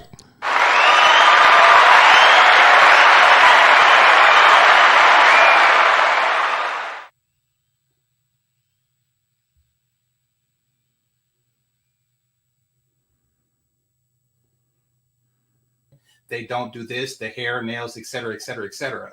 And then she said, what should women do in order to get men to, marry them, et cetera, et cetera, et cetera? How come the response wasn't to listen to men? I mean, she pointed out the problem, and that was that the women are uncooperative, unwilling to submit, et cetera, et cetera, et cetera. It seems as though the obvious answer to that particular problem would have been to submit. That's just me. But instead, we went into the conversation of sexual leverage. That's why I was asking about that. Well, for one, you would have to ask SB why she formed the question like that. Because again, she formed the question around what I said in the last part. And like I said, you guys are content creators. You guys are like very avid in the chat and things of that nature. You guys are researchers, experts, all that different things. Go back and watch the footage and find the context in which I said it. I said it, again, speaking from a reporter's point of view. Right, I'm not sure you guys are familiar with the news, but fuck it, I'll pardon my language. Forget it, I'll fill y'all in. Right, a reporter. Right. Of course, we're familiar with the news. Do not interrupt me, please. First of all, I'm going to ask that you tone down the whole passive aggressive. Like, you don't know if we're familiar with the news. Of course, we're familiar with the news. We're trying to have a genuine conversation. So hold off with the whole passive aggressiveness, please. You may continue. For one, I wouldn't have to be passive aggressive if we act like we had something more than a third grader's interpretation level, right? I've said this for the 13th time. I spoke from that context as a news reporter, and I'll give an example, right, to make it a bit more clear, because it seems clearly that a lot of people are confused as to what I said. So that's not being passive aggressive. That's me kind of elaborating and try to get you guys familiar with what I'm talking about, right? So let's say that a shooting happened. You saying if we're familiar with the news was passive aggressive, because why wouldn't we be familiar with the news? That's what I was just saying. Saying those little things, it just caused too much tension. So that's why I was asking you, please hold off on those little jabs. That's unnecessary. You may continue. Okay, so I'll hold off on that if you guys hold off on intentionally misinterpreting what I'm saying. Right, but let me continue. I'll provide an example. Let's say that a shooting happens somewhere in you guys' neighborhood, maybe 2 streets down or whatever. The news reporter gets there and he reports on the events of what actually happened, like in reality, like not from an ideal perspective. It's like, hey, a shooting happened here, 2 people were shot, whatever the case may be. That doesn't mean that reporter is trying to imply something, or he's trying to, get a certain message across to a certain demographic. That's saying that he's speaking on the state of affairs, right? So when I'm giving my explanation as to this, and SB asked me last part in terms of, like, what do I mean by the vagina is so powerful? I said that the vagina is the most powerful assets in existence. What I meant by that is that it's very, very influential. And again, you co-signed it in our last live stream, in which you said that, because we were speaking on, well, why would you say that if we're trying to, get the message out that, men, you said, why would you say that if an ideal world, a man is the leader, a man isn't swayed by that, a man isn't this, a man isn't that. Again, you're speaking in ideal. I'm speaking in reality. So what I asked you. And that's why I said that Trill was being more pragmatic as it relates to the current world that we live in. But Chantel is definitely more comprehensive. Maybe it was ideal. We could argue that her point was ideal. But in other cultures, what Chantel is saying is not ideal. In other cultures, what Chantel is saying is reality. In America, it's reality. But in other cultures where they have true patriarchies, what Chantel is saying is actually reality. But not only that, it's no longer ideal. because it's operating under a masculine umbrella. The problem with America is that the laws here are too gynocentric, and it does not adhere to what men need and want to help them become the better version of themselves. So what Chantel is saying may be ideal here in America, but it's not ideal in a patriarchal country. What Trill is saying is reality in America, but it's not reality in a patriarchal country. That's the difference.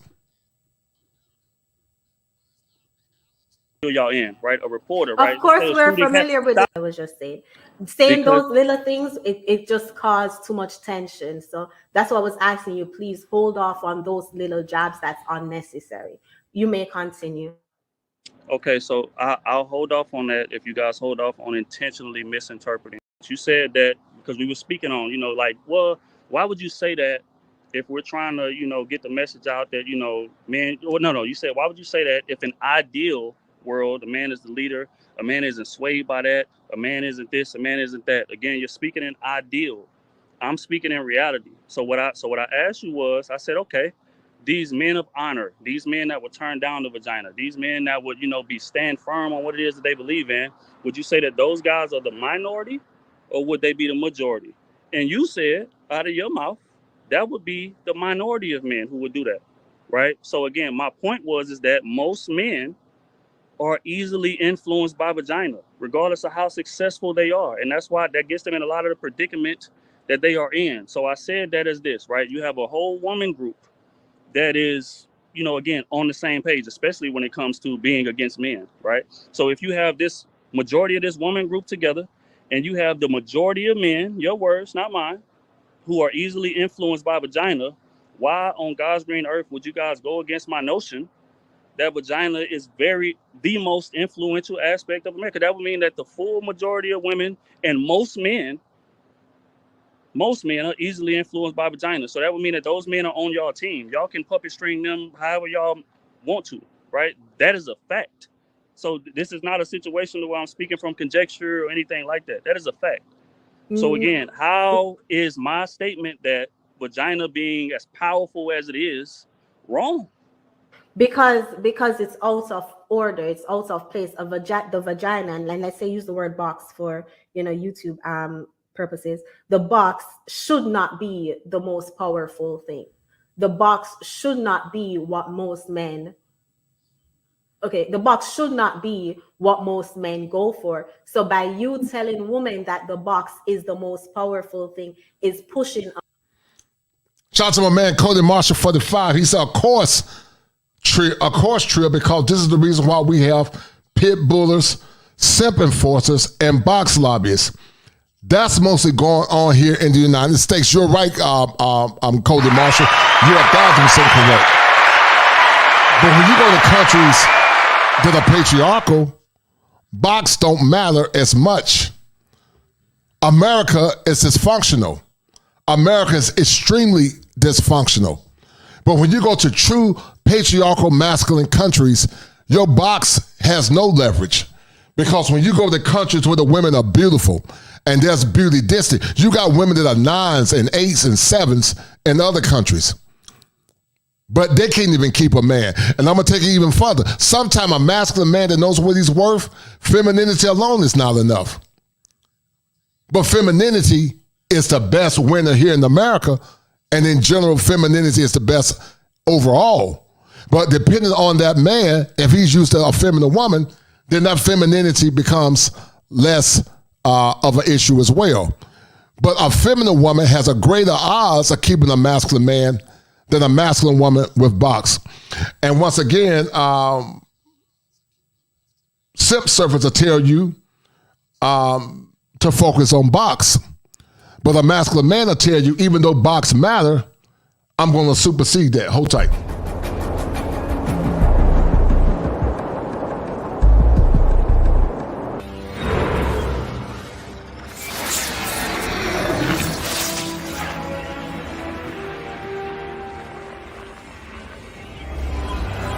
Why are you destroying our planet?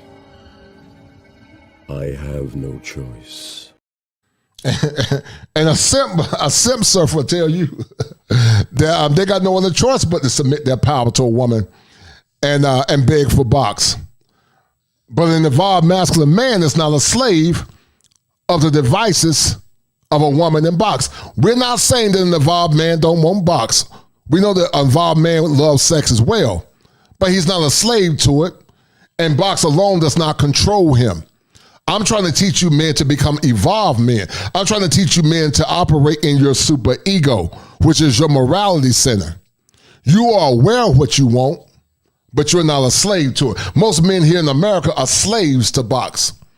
They are a slave to their ear, and they compromise their masculinity for the sake of box. That's why what Chantel was saying, as it relates to a man that's in his evolution as a man, Chantel was more comprehensive. But Trill was pragmatic as it relates to living here in the Western world. So Chantel, even though it might be ideal and Trill was being reality, Chantel definitely was a lot more comprehensive. Because masculine men, that's what they yearn for. Masculine, evolved men. Because you can be a masculine man to other men, but still be a conscious simp to your woman, meaning you sacrifice important masculine principles. You're aware of what you're doing, but you don't have the power to put your woman in check. When you can put your woman in check, when you can leave your woman, when you cannot be a slave of box, then you are evolved as a man. And nothing can stop you. And that's where you men need to be. That's where you men should yearn to be. Because when you're operating your masculinity, then you will forever win. A message that should not be, it's pushing what should not be in society, and it's doing a huge disservice. So when we're having the conversation, if you're going to say, oh, the box is which it's not the most powerful asset, then in telling women that, hey, you can.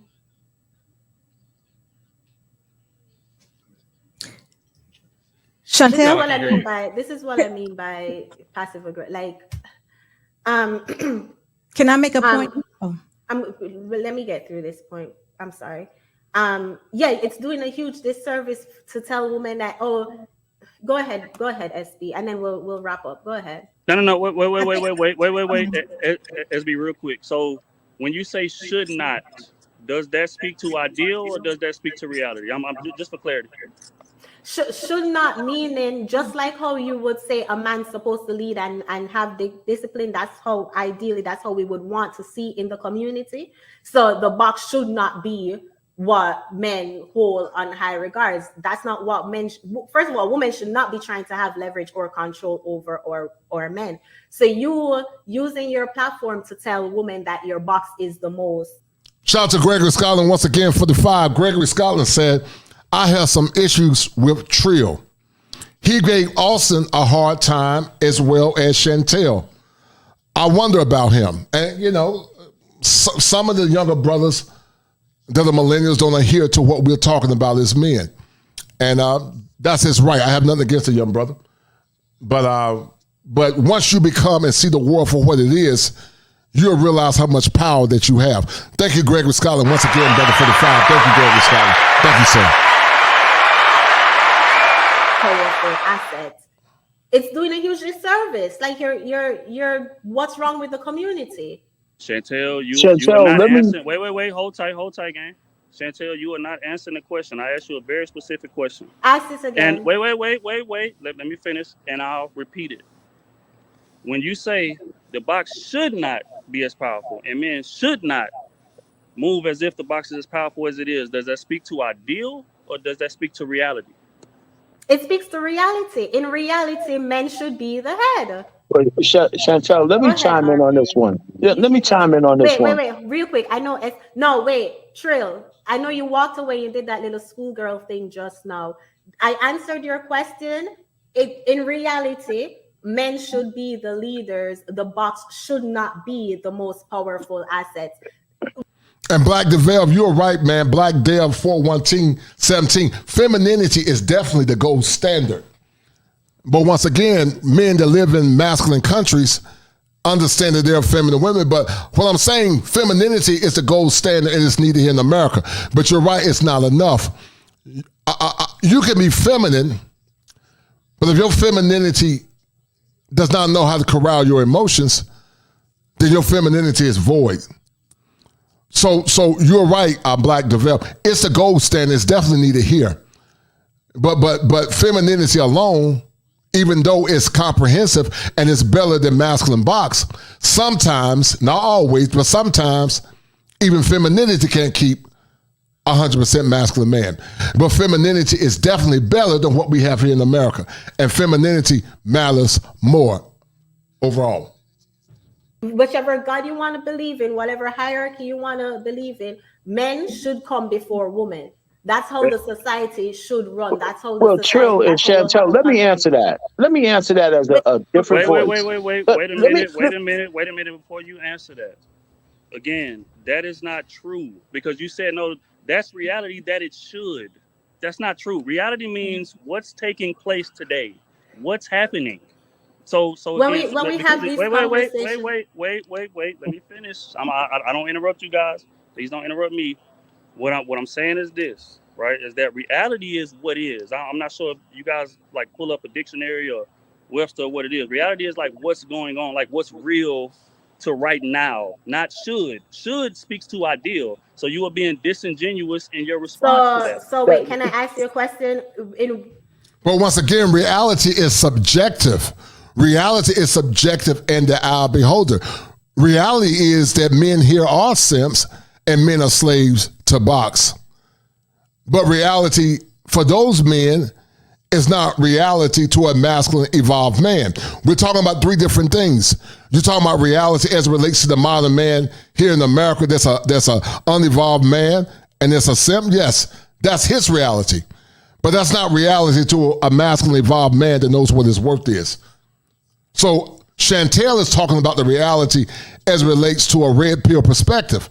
Trill is talking about reality as it relates to the modern secularized world from a pragmatic perspective. So both are right, but one is more comprehensive as it relates to a masculine evolved man that's in his superego. That's what the difference is. That's why both of you guys should let me speak. Y'all should let me speak. And can't you say that women should not be using their box as the most valuable assets in order to make the community better? Chantel, again, the whole point of this. No, yes or no. Yes or no. Yes or no. So now you're gonna tell me how to answer. Yes, because I'm running my show and I need for you to be as specific as possible. So yes or no. Okay, I'm being extremely specific and you keep moving the goalposts. No, yes or no to the question that I just asked. Wait a minute, can I please speak? All right, wait, since you can't answer, I'm going to ask SB. SB, we're having a conversation about how we can better the community. Will you agree that a man should be a rightful leader? He should be assertive in order for us to better the community? Yes, he would be giving us advice on how to better the community. But so what men should, no, I'm asking. We all should be giving advice on how to better the community. No, not advice. I'm saying men should step up and be better leaders if we want to see a better community. That's what I'm asking you. Yes, men should definitely step up and be better leaders. Okay, so then wouldn't we then say women should not be using their box as leverage if we want to have a better community? Women should not be using their box as leverage if we want to have a better community. But look, can I add that little thing right now? This is a good time. one more, and then you can add. Okay. And then, so in that case, then you would say the vagina should not be the most powerful asset if we ever want to see better in our community. Yes, when speaking to the men. Go ahead and add what you're exactly right. When a man is having a conversation with a man, that would be exactly what he would want to tell them. But the point that we were talking about, and I think it could be just the interpretation, is he's saying men, in order to be the leaders that we need to be, do not allow this to happen to you, because we know of the Instagram models, we know of women who will, I don't know if you mentioned it, but somebody just mentioned it the other day about how the woman was trying to persuade the police officer to have sex with her, at the ticket stop or whatever you call it. So we know that women are trying to give their boxes away in order to have leverage. He's saying men don't fall for it. But there was and I don't want to get too far off on it, but again, it goes to what we were talking about, because we even spoke about, I always say women preserve your box, but even I got pushed back about preserving the box. I'm saying women don't have sex with men that haven't promised you marriage. I don't care if you're a virgin or not, because you have to, sex is an emotional thing for us. So we have to make sure that we are trauma-free, drama-free, and preparing. This is all preparing ourselves to be wives now. I'm just not talking about just random having sex and things of that nature. So it all went into that. Shout out to my brother Ash once again for the 10. He said, great show, KC. We have to understand that trio of people in similar platforms do not consider themselves part of the red pill black manosphere space. They take a more modern approach to female nature. And you are 1,000% correct. That's a deal, right? That's a deal, right? That's a bet, right? That's a deal, right? That's a deal, right? Got 5 on it.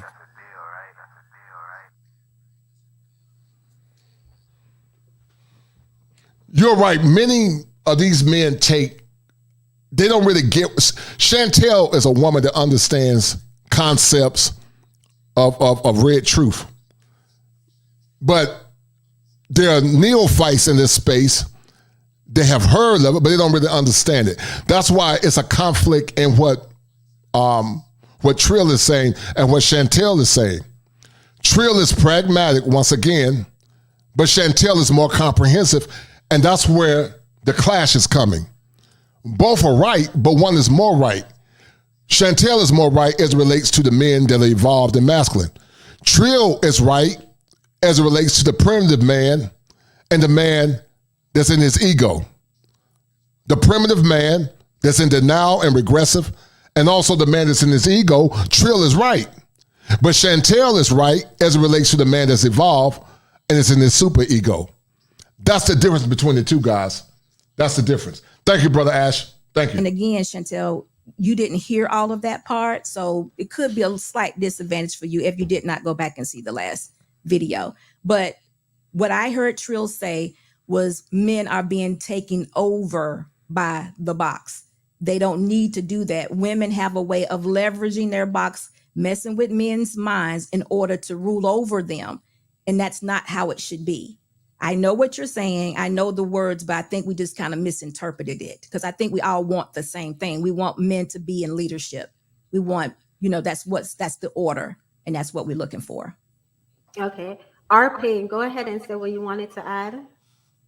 Well, I mean, just on point. I think somehow I think you guys are in violent agreement, right? Because you're talking about the way things should be, and Trill's talking about the way things are. All right, guys. Great information and also a great show. I'm going to drop the link in a minute, guys. If you want to come up, you will have to show yourself in the back. You got to be live on the camera. We had a weirdo the other night that I'm going to do research, and I'm going to get my legal team to do some research, and we're going to find this creep because he was trying to get the channel taken down. Some of these guys in these spaces are very weird. Some of them have homoerotica. And what man in his right mind would do what this fool did the other night? But these types of men are proving my point. These men are proving to me that they weren't raised by masculine men, but these men were raised by their mama, because a man that's a masculine man does not try to sabotage other men from having a difference. But like I said, this fool don't know what he's dealing with. I'm not scared of you. I'm not going to run from you. And if I ever saw you damn face to face, you can get this work. You can get this work. Because if you ever touch me, sir, you might lose your life. And that's real talk. That's not no damn threat. That's the truth. But once again, guys, in the meantime, you got to be like water.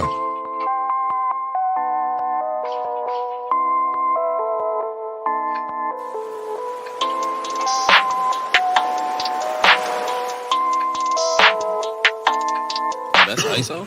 Rack it up. I got a bit of the bank to make me a safe house. Shake it up. She got her hands on her knees. Shout out to my man James Turner. James Turner says, as far as the conversation, the reality is most women manipulate men with their box because they know that men want sex. He said that Chantel is lost between ideal and reality. If women want marriage, no sex. That's an interesting point, James. Very interesting. So guys, once again, I'm going to drop the link. You have to show your face in the background. If I know who you are, you got to show your face. To you clowns that did what you did the other night because you are a boy, not a man, I knew what you did, but you got me off my square. But it won't happen again. It won't happen again. Believe me, it won't happen again. If you don't show your face, and I know I got an idea who it was, you will not come up on this platform. So once again, guys, I'm going to drop the link. And this is for the call-in. Let's add to the conversation because we're trying to teach men not to be slaves to sex. And guys, thank you. You guys did a great job on tonight. I really appreciate it. You guys have been awesome. But is box enough to a masculine man? I would say not.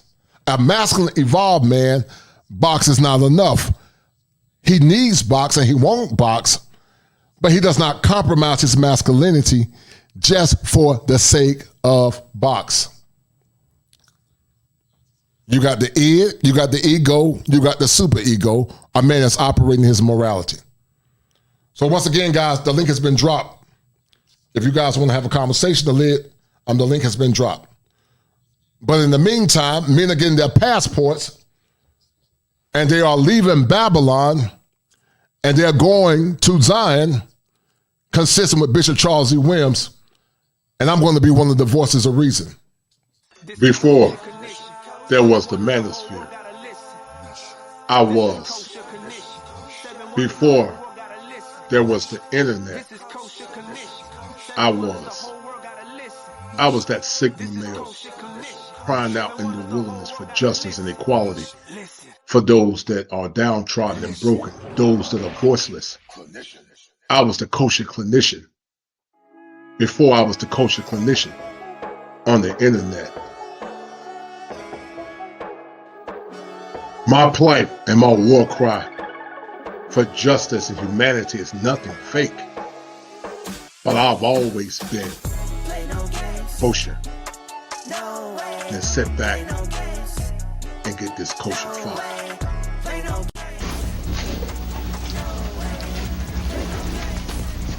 Hello, everyone.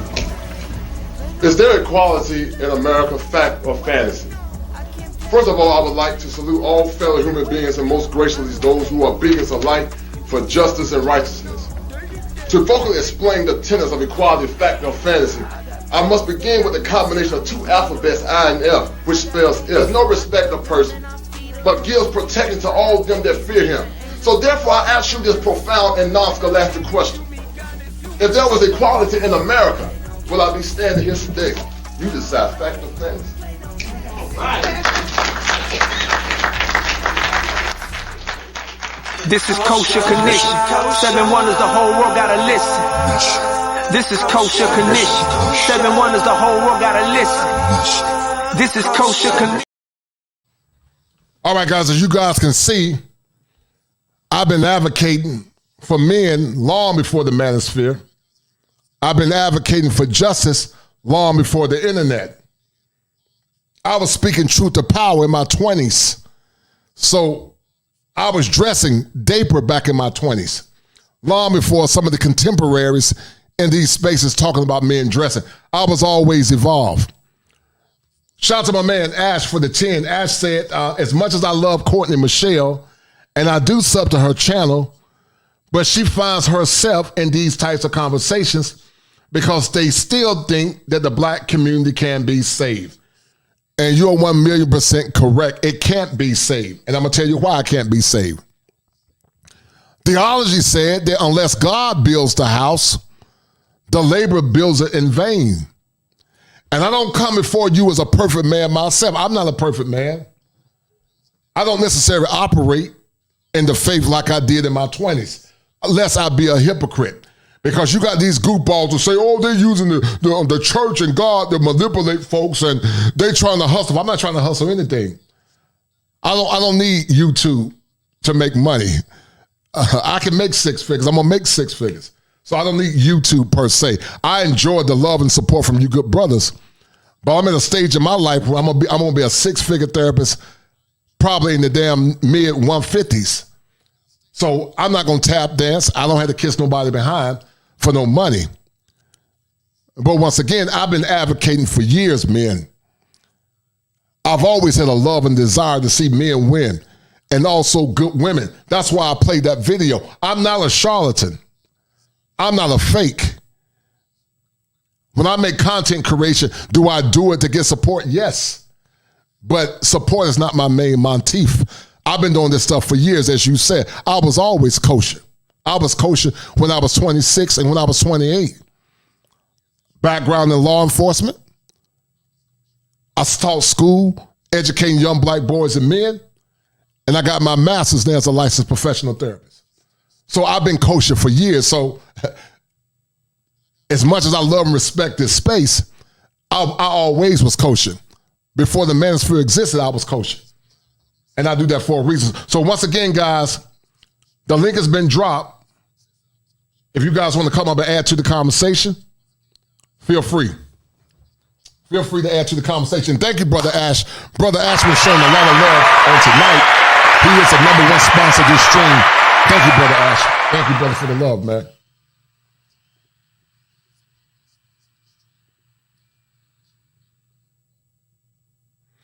All right, so I see, no doubt, brother, Kosher puts in that work, no doubt.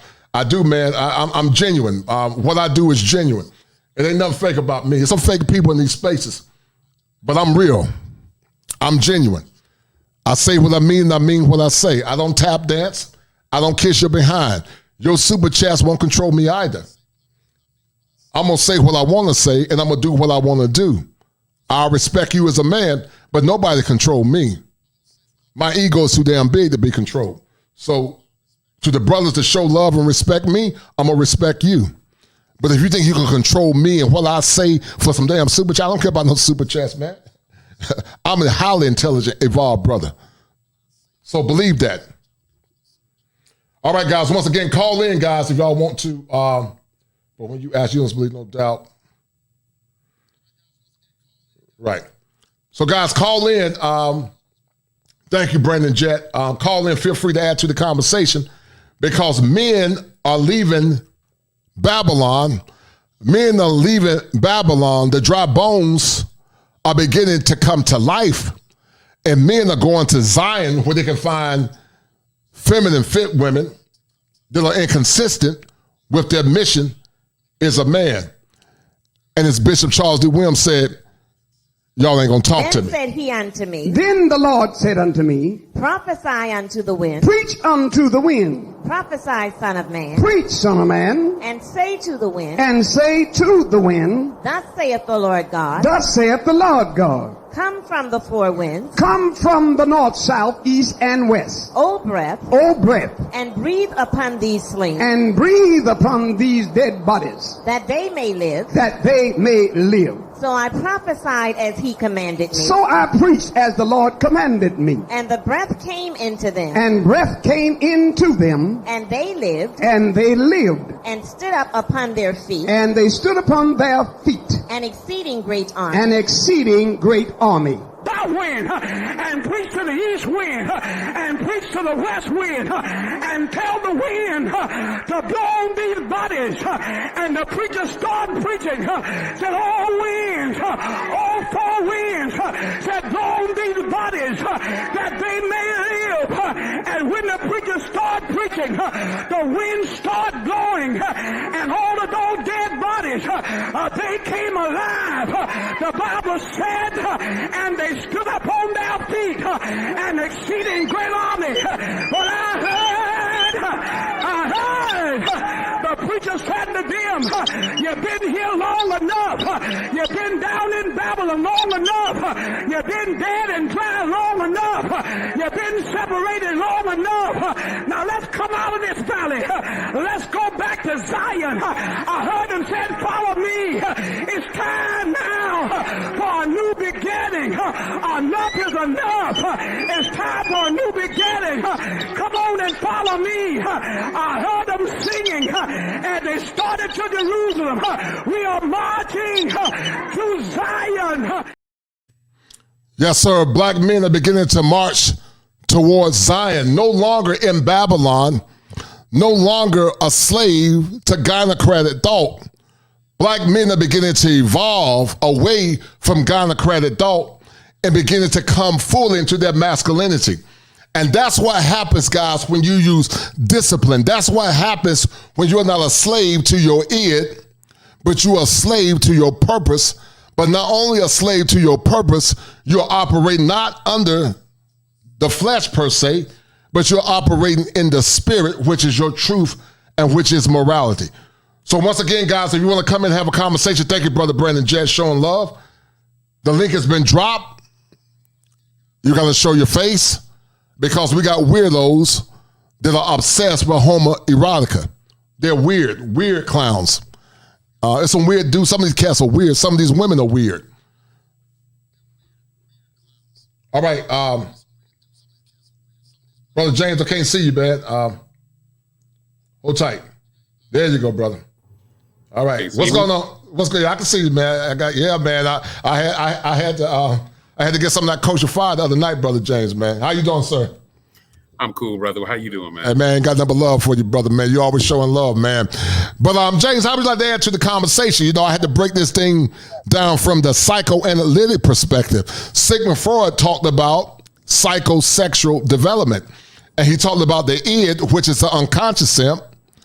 Then you got the conscious simp, which sacrifices important masculine principles, which is the ego. But then you got the evolved man, Brother James, which is the super ego, a man that's operating in his morality. What would you say about this evolution, or where are you at in that process, brother? Well, again, me and you have talked extensively. And to answer your question, box will never, ever, ever, ever, ever, ever be enough for me. And it never was. Right. You have to have personality. You have to have drive. You have to be gentle. You got to be a praying woman. You got to sir. Certainly easy on the eyes. That's for sure. You don't have to be drop dead gorgeous. That's right. Because that's going to take. But you got to be again. You have to be a supporter. You have to be somebody who 100%, without a shadow of a doubt, has my back. Because I don't have, and I mean, I do not have the time to mess around when it comes to, a mate. So, and the box is a bonus. It's not at this point in my life. It's not a requirement. Yes, sir. I like box. Right. Yes. Mm-hmm. Yes, sir. And let's not get this twisted. Yes, sir. Men need box. We need it, right? Not want it, need it. Right. It's like a car needs gas, but we are not. We should not. I said we're not going to. We should not be that. Have that to be the determining factor on how we choose our mate and how we move with that person or anybody for that matter.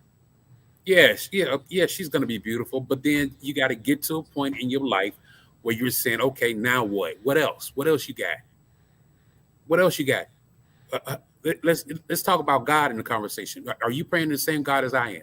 Mm-hmm. What about your morals? Tell me about your relationship with your mother and your father. Mm-hmm. How did your mother treat your father? What kind of relationship did you have with him? Okay, right. Cool. Have you been have you been to college? What did you study? Mm-hmm. Current affairs. Again, when it comes to supporting the man, do you believe that the man is head of the woman? What are your ideals on that? Right. You have to be willing to sit down and have the conversations without involving sex. Now, I want to be clear about what I said in my comments. I totally agree with you. If you are an evolved masculine man, mm-hmm. and yes, and it took work for me. Yes, sir. It takes work. Yes, sir. See, you're right. It takes work. It's a process. But go ahead, brother. It took work, and I mean a lot of work, and I'm still working on it. Mm-hmm. But I am a hell of a lot further along than I was before. I have gotten to a point now where I recognize my value. I know how important I am. I know that, that me being here on earth matters. I know the fact that there is a purpose for me being here. And if the purpose of me being here needs to be the center focus of what I do and how I move, anybody else that comes around me, it's a bonus. Mm-hmm. My purpose next to God, and God is the person that handed me that purpose. I have to be about that. And then the woman comes into that and says, okay, her question should be, okay, what can I bring to supplement this purpose that he has? What should I be doing? How do I show him my value? I want to be with I want to be with James. What does he need from me that would make his life is equally as great, if not better, that I'm here? How is it that he can become a better him with me being here in his life? And if you don't have them type of questions, we ain't got nothing to talk about. Absolutely nothing. Right. And once again, you're right. That's an evolution, James. The ego is consistent with a man walking. I mean, the super ego is consistent with a man that's walking in the spirit. A man that's walking in the spirit is in his super ego. A man that's in the valley of decision is a man that's a carnal-minded Christian man. But a man that's a secularized man is a man that's operating in his id, which is the primitive nature of a man. He's in denial about female behavior. He's regressive, meaning he has arrested development because he thinks that if he satiates a woman against his principles, that woman's going to love him. But you can satiate your principles all you want to. All you want, right. Until you understand female nature and how it can impact your psychology as a man, you will be in what's called suspended animation. You will be on a kilter instead of being in your purpose. And that's why Chantel is more comprehensive, but Trill is pragmatic as it relates to the modern current world. But Chantel is definitely right as it relates to what masculine evolved men want. That's why, once again, box alone is not going to keep a masculine evolved man. As you said, James, you're right. It doesn't mean that we don't want box, because we do. It doesn't mean that we don't wake up with our meat hard, because it happens. But in the you're going to hell, man. Let me stop. We ain't gonna claim that you're going to heaven. No, you're going to heaven. You're going to heaven. Let me stop. Lord forgive me. But you know what I'm saying, James, and you're right. It took time to become who you are. I still, James, sometimes vacillate. Let me be honest. I vacillate sometimes between conscious simp and being super evolved. Now, I'm not a bona fide simp, but you can go back into being a conscious simp, meaning you sacrifice important masculine principles. You sacrifice your dignity as a man. You sacrifice your self-worth as a man. You sacrifice your worth as a man. You do it all for appeasing a woman. And you know what the problem is, Brother James? In this day and age now, we can see if the box was new box or virgin box or slightly used box. But this box is now, man, that box been knocked off, all in the back of Walmart, fell off the shelf. It's been opened up, put back on the shelf, trying to be damn resold. I mean, box is damaged, but you got chicks trying to sell damaged box and want you to pay full price. They say, oh, you're going to pay all the bills. No, we're not paying all no bills, boo. We're prorated. I'll prorate it. In my mind, only virgins get all bills paid. We ain't paying all right. If you're a virgin, you get all bills paid. You get it all. You get it all. You get it all. You get a 5-star treatment. But if you got used box, we're going to prorate it. And we're going to prorate it based on what you tell me, because we know they're going to lie about it. Anything under 5, you get 90% paid. But if you get 10 or more, we're going to prorate that thing to damn 80 to maybe even 7%. I'm not paying all bills for some that somebody else didn't have to pay for. I'm just not going to. Go ahead, brother. Yeah, and a lot of women don't understand. The more you have sex outside of your marriage, the less likelihood you are able to or likely to pair bond. Mm-hmm. It has everything that you do, once a woman has sex, and especially if we're talking about multiple partners, and I come into her life or whatever the case may be, every single solitary thing that I do is going to be a comparison. Yes, sir. For me to those other people, not just other people that have influenced her life. Right. With regard to they were able to play with her mind. They rocked her box. Right. You know what I'm saying? Right. They would have father figure for that she maybe didn't have. You know, and so when I come along, you know, and I'm not 100% with one of those three or all of those three, you know, you're not going to treat me the way I'm supposed to be treated, and I'm going to pick it up. I'm gonna automatically pick it up, and I don't want to deal with you then at that point anymore. And I'm, you know, but with a jump in subjects, it seems to me that with that conversation, it just sounds to me that, and this is just my own personal opinion, you know me. It just seems to me that Chantel was jumping in on a portion of the conversation that she didn't hear previously.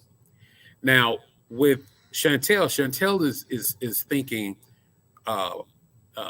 she's thinking more of the idealistically. Yes, a man should be head of his household. Yes, a box should not be the thing that women, that men concentrate on.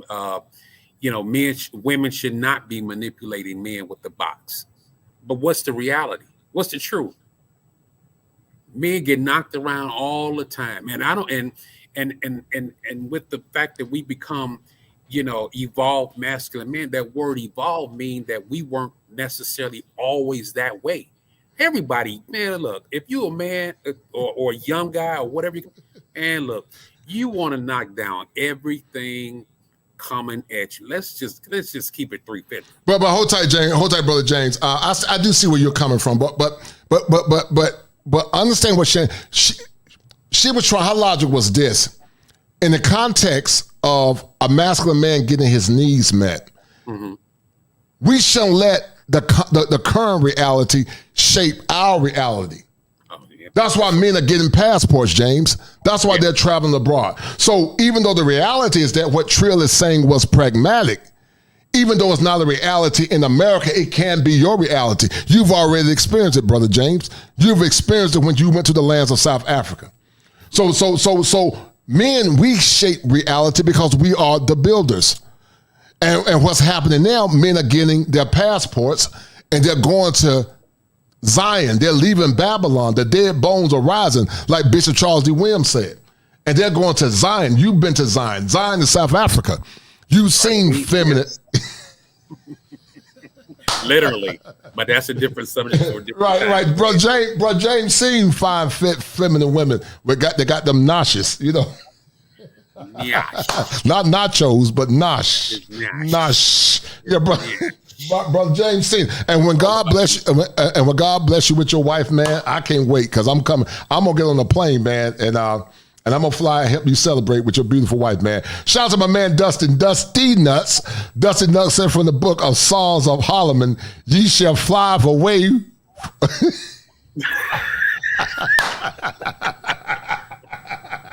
Dustin Nuts a fool. He said, "You shall fly away to faraway lands and smiteth the Gentile woman in the forehead with a long stick."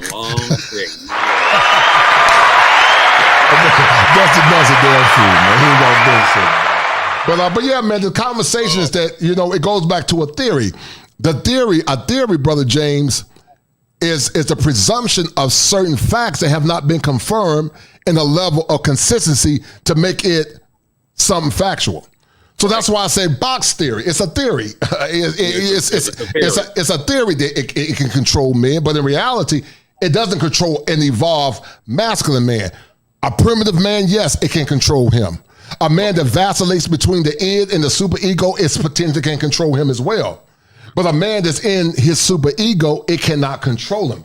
Like you said, brother James, you're right. It doesn't mean that he don't want the box. We still want it. Right. But we're not going to compromise our masculinity for no damn box. You can take that box and put it back on the shelf. I totally agree with you. I totally agree with you on that. So, you know, so what I was getting at was both of them, I guess, are trying to make the point. Because from Trail's point, I'll say a lot of men are allowing still the simps are still allowing that box to control how they move. Mm-hmm. And because why? Because one of the reasons being is because they haven't evolved as of yet. They haven't evolved, right? And in the same token, there are women that are still, see what I did with. Jay, I like that camera, by the way, man. That camera's dope, man. That camera is crystal clear. Oh, you probably James. James a millionaire, y'all. James a millionaire. That camera probably cost him about $3,000, man. And I make about $3.50 an hour. Don't let James lie, man. James on point. Shout out to my man Brandon Jett. He said, "Go ahead, Culture, and sing James a couple of bars." Go there.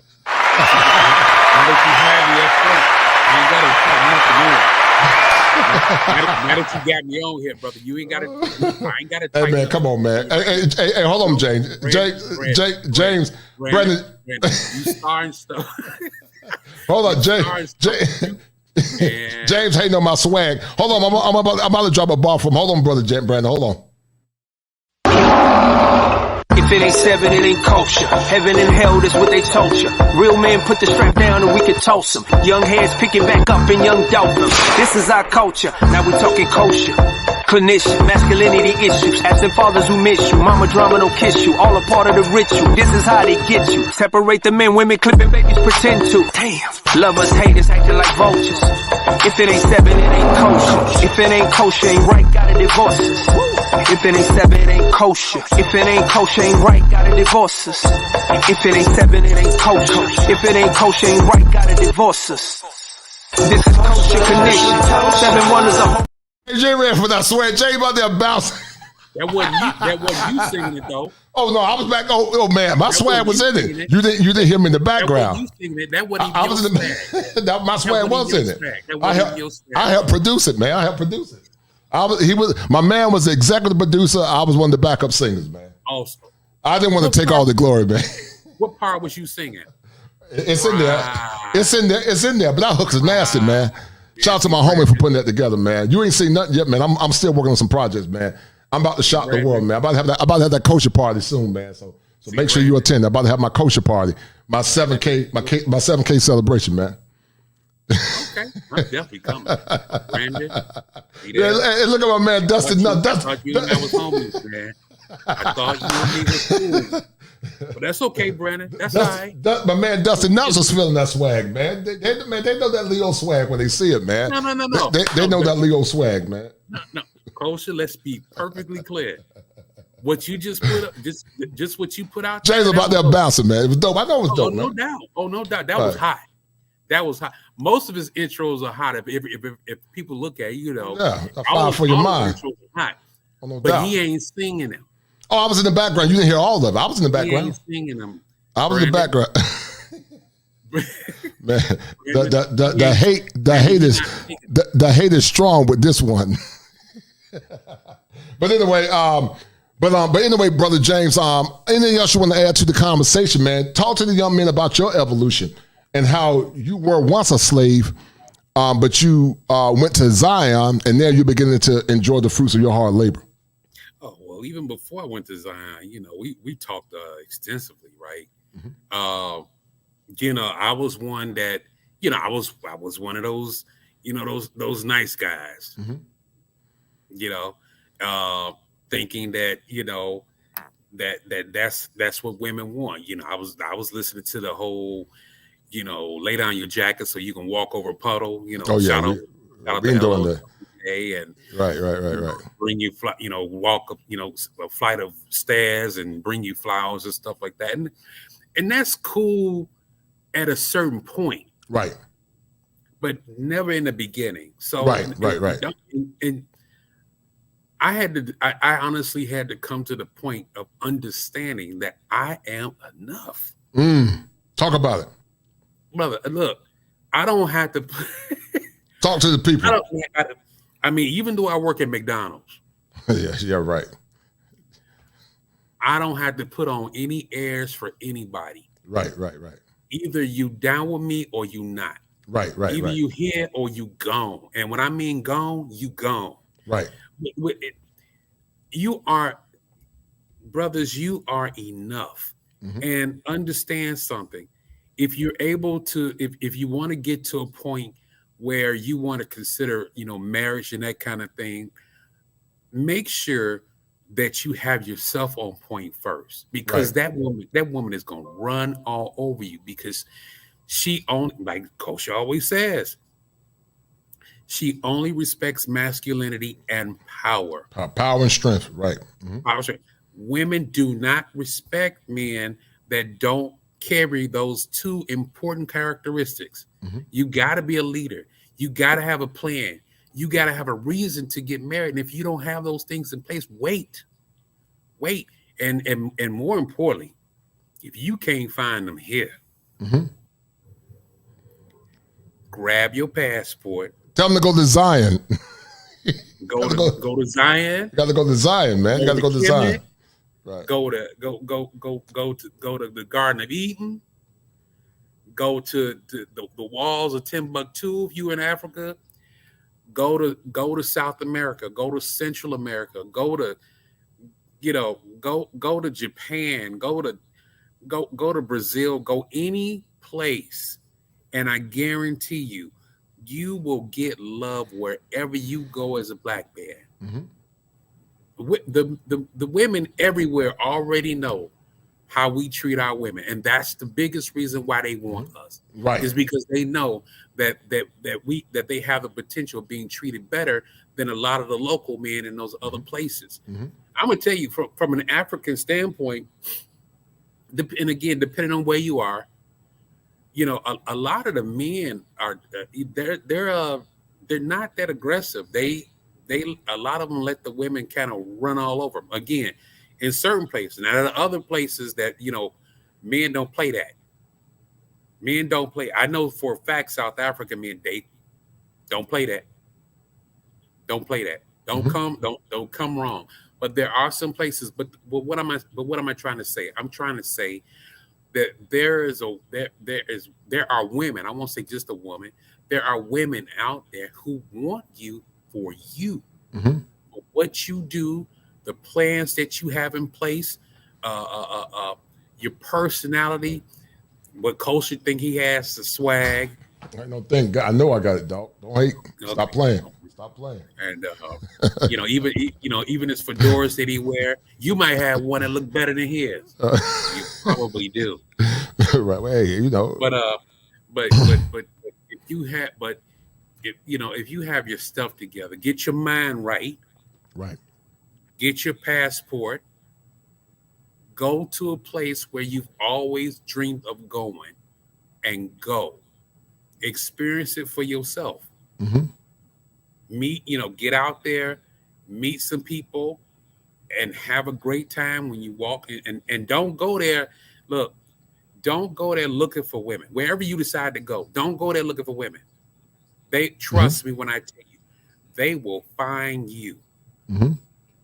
They will find you. So, brothers, get your passports, man. If what you're looking for isn't here, you got a whole world. As Coach always say, there's 7 steps to man's optimization, and world travel is one of those steps. World travel is one of them. Yes, sir. Be well. And world travel also. You being funny.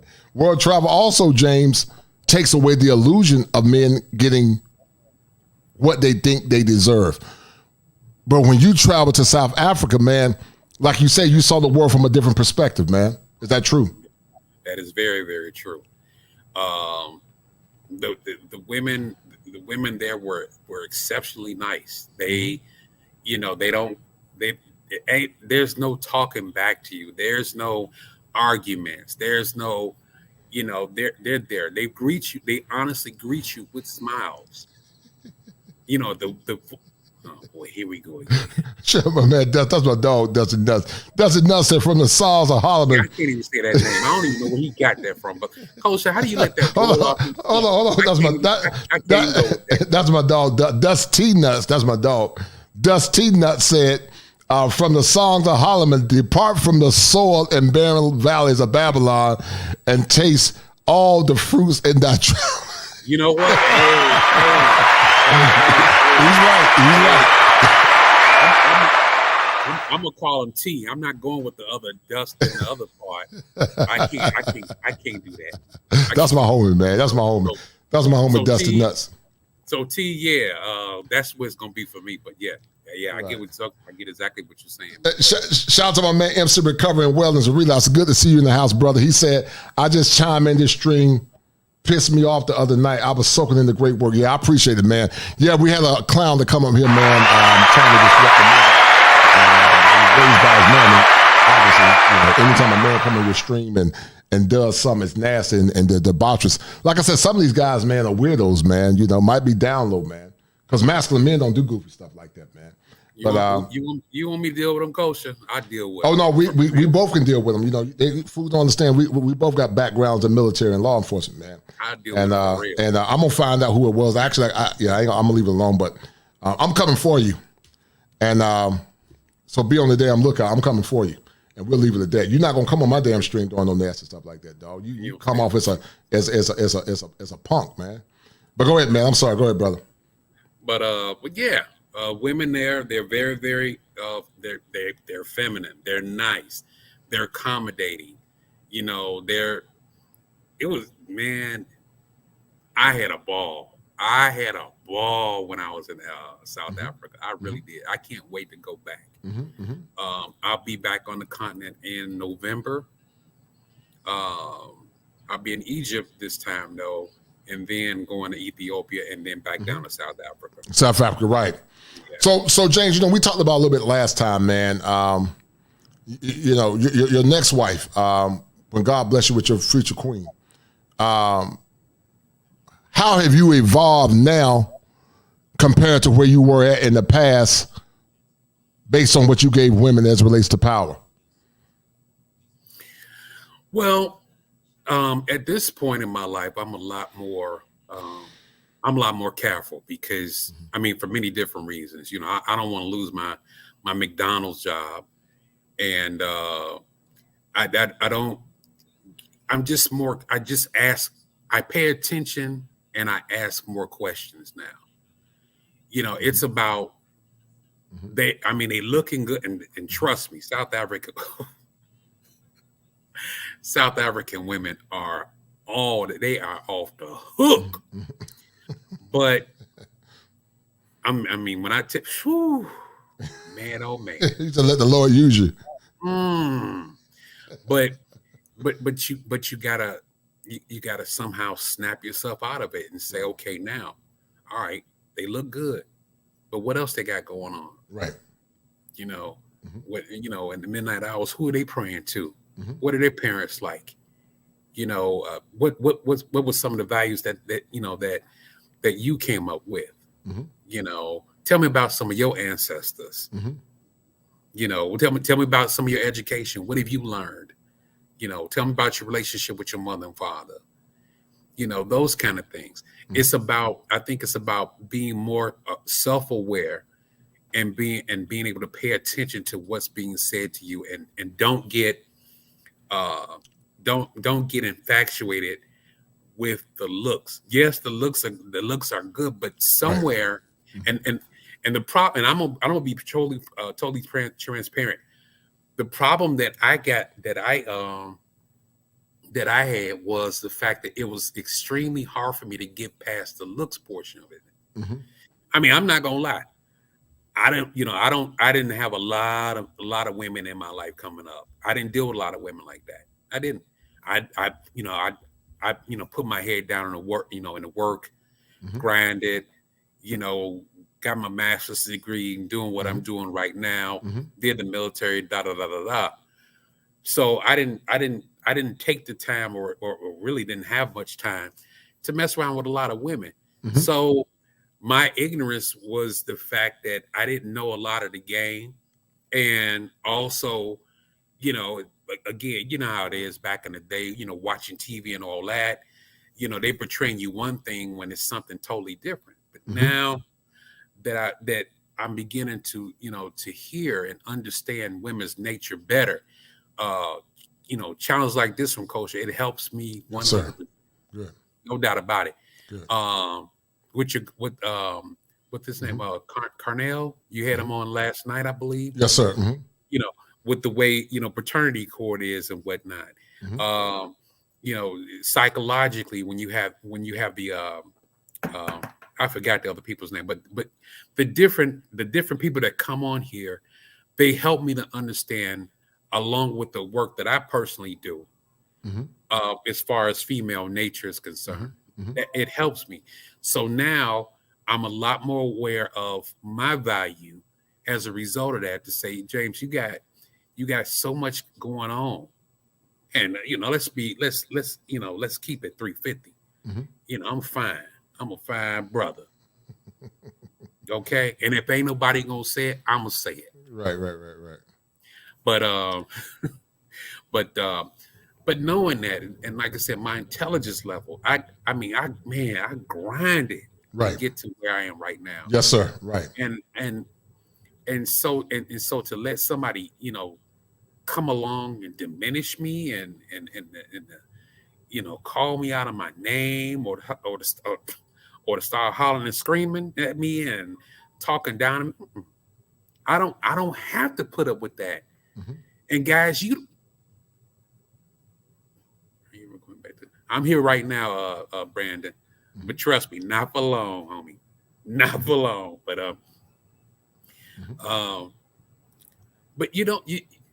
But brothers, you don't have to put up with what women are saying, what they're doing. You don't have to. I can't stress it enough. This I don't know if you want to call it epiphany, this awakening. I'll call it awakening. You don't have to put up with that. Right. You don't have to. You just don't have to. If they're not treating you the way you want to be treated, right. Dump them. Right. Dump them and leave them in the dirt. Straight up. Don't look back. Don't go back. Don't go back. Right. Don't let them talk to you about coming back. Come on now. You keep it moving. And when I mean keep it moving, you keep it pushing forward, because there are plenty more women out there that are going to be interested in you. But you got to believe that here. And you got to believe that you're worth it. You got to believe that you all that in a bag of chips, and you are. Many of the brothers on this stream, you got stuff going on. You're not just, sitting around and all that right there. You got just, wasting time. You look at Kosher. Kosher, man, Kosher been through it. But look where he is as a as a result. Look where he is. He's a strong, masculine man. Now, never mind his singing and all that. We're not gonna go there with it. You know what I'm saying? But myself included, we have had to grind. You had to grind, brother. Right. In my case, 10 and a half years in the military. Associate's degree in data processing, bachelor's degree in computer science, master's degree in math, working on another master's degree in math, in abstract algebra, abstract geometry, stuff like that. Own my own homes, got cars, motorcycles, so forth, all of that. Why would I sacrifice that over a woman who doesn't respect me? So, brothers, like I said, compared to where I used to be, I'm not. I'm still nice, but they won't ever know it until never. Well, I always tell men, James, they should be good men, but never be nice, because a good man has standards, and a good man has boundaries, but a nice man has no standards or boundaries. And many times they see a nice guy as a sucker. So I would say I'm a good man, but I don't want to be a nice man. I'll go with that. I'm damn being nice. Children are nice. I'm a man. Yeah, I totally agree with you on that. You can be a good man. Be a leader, be a provider, be a problem solver, getting procreation, be in protection. You know, be the spiritual leader of your house, or be the spiritual leader of you. Have her follow you in your spirituality. You know, she's to conform to you. She's made for you. You're not. She was made for you. Right. She's made for you. That means she's got to get on your program. Right. Well, she got to step off. And it's just that simple. Right. Be a good man, and stay in your masculine frame. It's around women. Now, you're around your boys and all that kind of stuff. Yeah, you kind of, you know, let loose a little bit and, you know, talk this, that, and other, blah, blah, blah. But when you get back around your woman, you better be on your square. You better be acting like a man 100% of the time. Because the minute you slip and she catches you slipping, oh, she gonna be throwing test after test after test after test all over you. So, brothers, I think that's what I would say, Coach. Okay, all right. Well, listen, man, you know, it's been a great one, man. Much love and blessing, man. Thank you for always showing love, James. You've been a consistent brother from day one. I believe what you're doing, brother. Well, I appreciate it, man. I appreciate it, man. You know, I've always said, James, as men, we don't agree on all things or ideologies, but we do come together as allies of a common cause. What is that common cause? The evolution of masculinity, men having the right to self-determination to live their lives on their own terms. And you said something that was very profound, James. I have traversed like you traverse. I've been grinding for years. It took me almost 11 to 12 years to get where I'm at. And I'll be damn if I'm going to let somebody think they're going to take what I work hard for over some BS. It's not going to work. I went to one of the best schools in the country, just like you did. We both went to very highly educated schools, very well. I went to the University of North Carolina. I went to the best schools in the country. Your school's all right, but it ain't as good as mine. But but anyway, man. Anything else you want to add before we leave the stream, man? Appreciate it, brother. Yeah. One other thing, Brandon. I know you still out here. See, you know what? We'll talk back. We'll talk back on chat because see, you got to stop. You know, culture with all this singing, man. You be encouraging them too much, brother. So on that note, that's all I got to say. You hang on that swag. All right, man. But listen, guys, it's been a great stream on the night. Thank you, Brother James, for tuning in, man. I appreciate it. That's my brother. Appreciate it. No doubt, man. I appreciate it, Brother James. And guys, we're about to sign off. It's been another good one, guys. Another good one. Box theory. Does box alone keep a masculine man in a relationship? Chris, who are you, brother? I don't know who you. Hold on, man. Chris IG. What's your name, brother? Unmute yourself. All right, you got to keep your camera on. All right, I'm gonna bring you on. You got to keep your camera on. All right, brother, go ahead. How you doing, sir? It's actually my first time watching your channel, so I'm liking everything that you're talking about. Yes, sir. All right. So I'm just listening. All right. How would you like to add to the conversation, brother? I just think that everything you're saying is perfect. I subscribe to your channel. I like everything you're saying. Keep up with it. It's right, everything y'all saying about staying masculine, man being on his purpose more than women. I think it's funny because, you know, a lot of people talk about Proverbs 31, but the beginning of it is that you're not supposed to waste your vigor on women. It's what ruin kings, you know? So I like how you come with your message, and I think it's a good thing. All right, appreciate it. Thank you, brother. I appreciate it. Thank you. All right, guys, we're about to sign off in a minute. And thank you, Brother Chris, for coming on, man. I appreciate you guys coming on.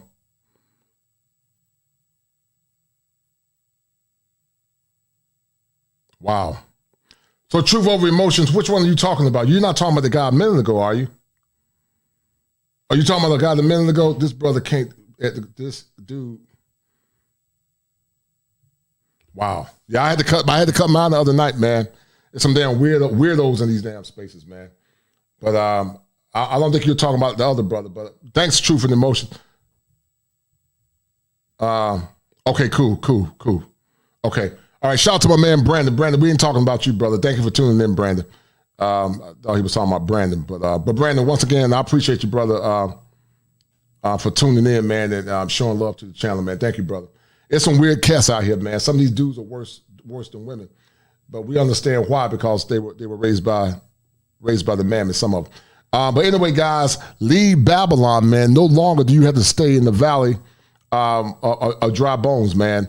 If you've been emasculated, go check out my book by Edward Fields IV. Go check it out. Have you been distressed or perplexed? Emasculated. A book written by Edward Fields IV.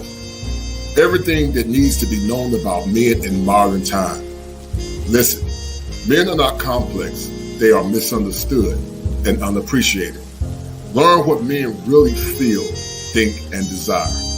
Also observe their struggle for acceptance, love, and belonging. A must read for every man in this classic book by Edward Fields IV. Emasculated. Go get your copy now.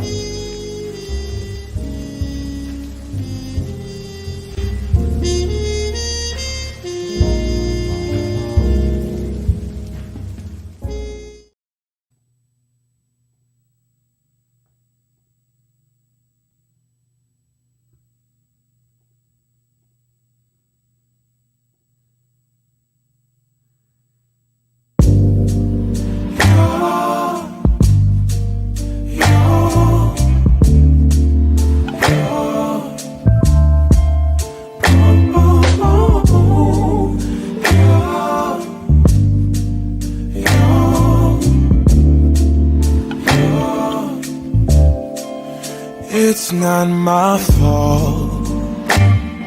You've been lying, saying that I took away your peace. Drowning by yourself, now you wanna blame me. Like you have no options. I ain't take your options. Nah, I'm not the problem. Man, that's on you, yeah. You've been terrorizing me, yeah, I'm always wrong. I knew you lost your mind when you dropped that bomb. Girl, are you crazy? Yeah, you must be crazy. I've been thinking lately it's you. You stole your peace, put it on me. But baby, it's you. Lie like a ride, but take your stuff back. Baby, it's you.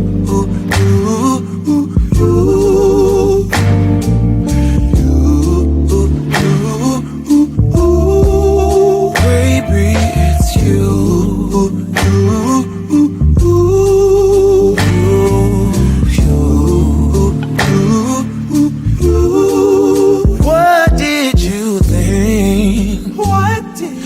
Say whatever and I would never hear. You've been flexing everywhere. Girl, look in the mirror. Man, you so dirty. Yeah, you look so dirty. You were never worthy. Lately it's you. You stole your peace, put it on me. But baby, it's you. Lying like a ride, but take your stuff back. Baby, it's you.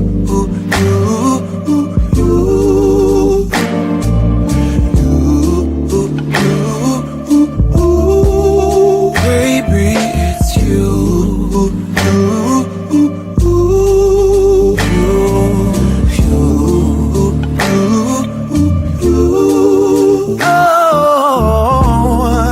If I control the weather, then every day would rain on your parade. Shine, you can't shade, yeah. If I was Father Time, then I would change the day.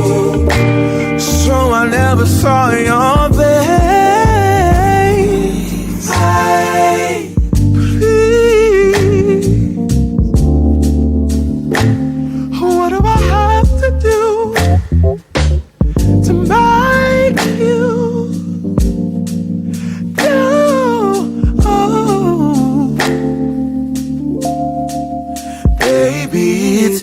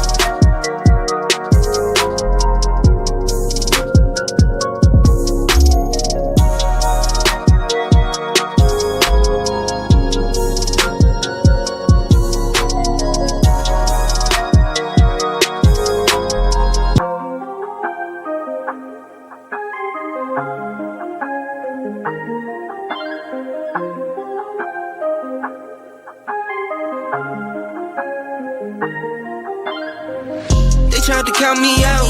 I'ma gon' count me in. Fill up my bank account. Now I got something to spend.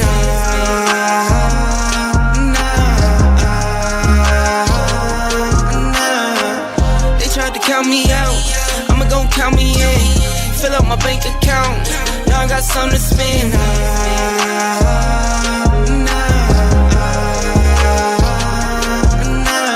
1, 2, 3, 4, 5, 6, 7, 8. I just pull it out and count for nothing when I'm feeling great. Give my baby little more just to spend it, and I'm always on go. I don't hesitate. Used to always know I make it, yeah. I'll be me until I'm in the grave, yeah.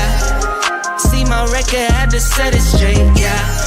I make to kill like 10 times 10. I got wires coming in, some in euros, some in sec, some in dollars, some in yen. I've been trying to keep my zen, keep my cool. Trying to keep the family fed, get my food. They tried to count me out, I'ma gon' count me in. Fill up my bank account, now I got something to spend.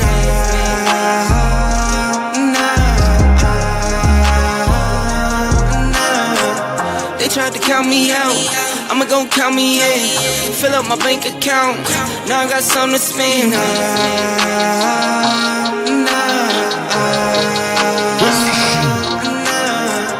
Did it, do it. I did it all, no gimmicks. I did it all, don't flip it. Now I got all these children, now I got all these clones. Now I got all you twinning, now I got all you thinking like all you winning. They tried to count me out, they tried to fill that doubt. They tried to ride my wig, they tried to knock me out. They tried to count my wins, they tried to show my L's. They tried to make me in, they tried, but where they now? Where they? Step in the spot and they stare at me. All of these battles will bear me. I swear that nothing compares to me. Feeling blessed, I won't stress. Beat the odds, you know the rest. They tried to count me out, I'ma gon' count me in. Fill up my bank account, now I got something to spend.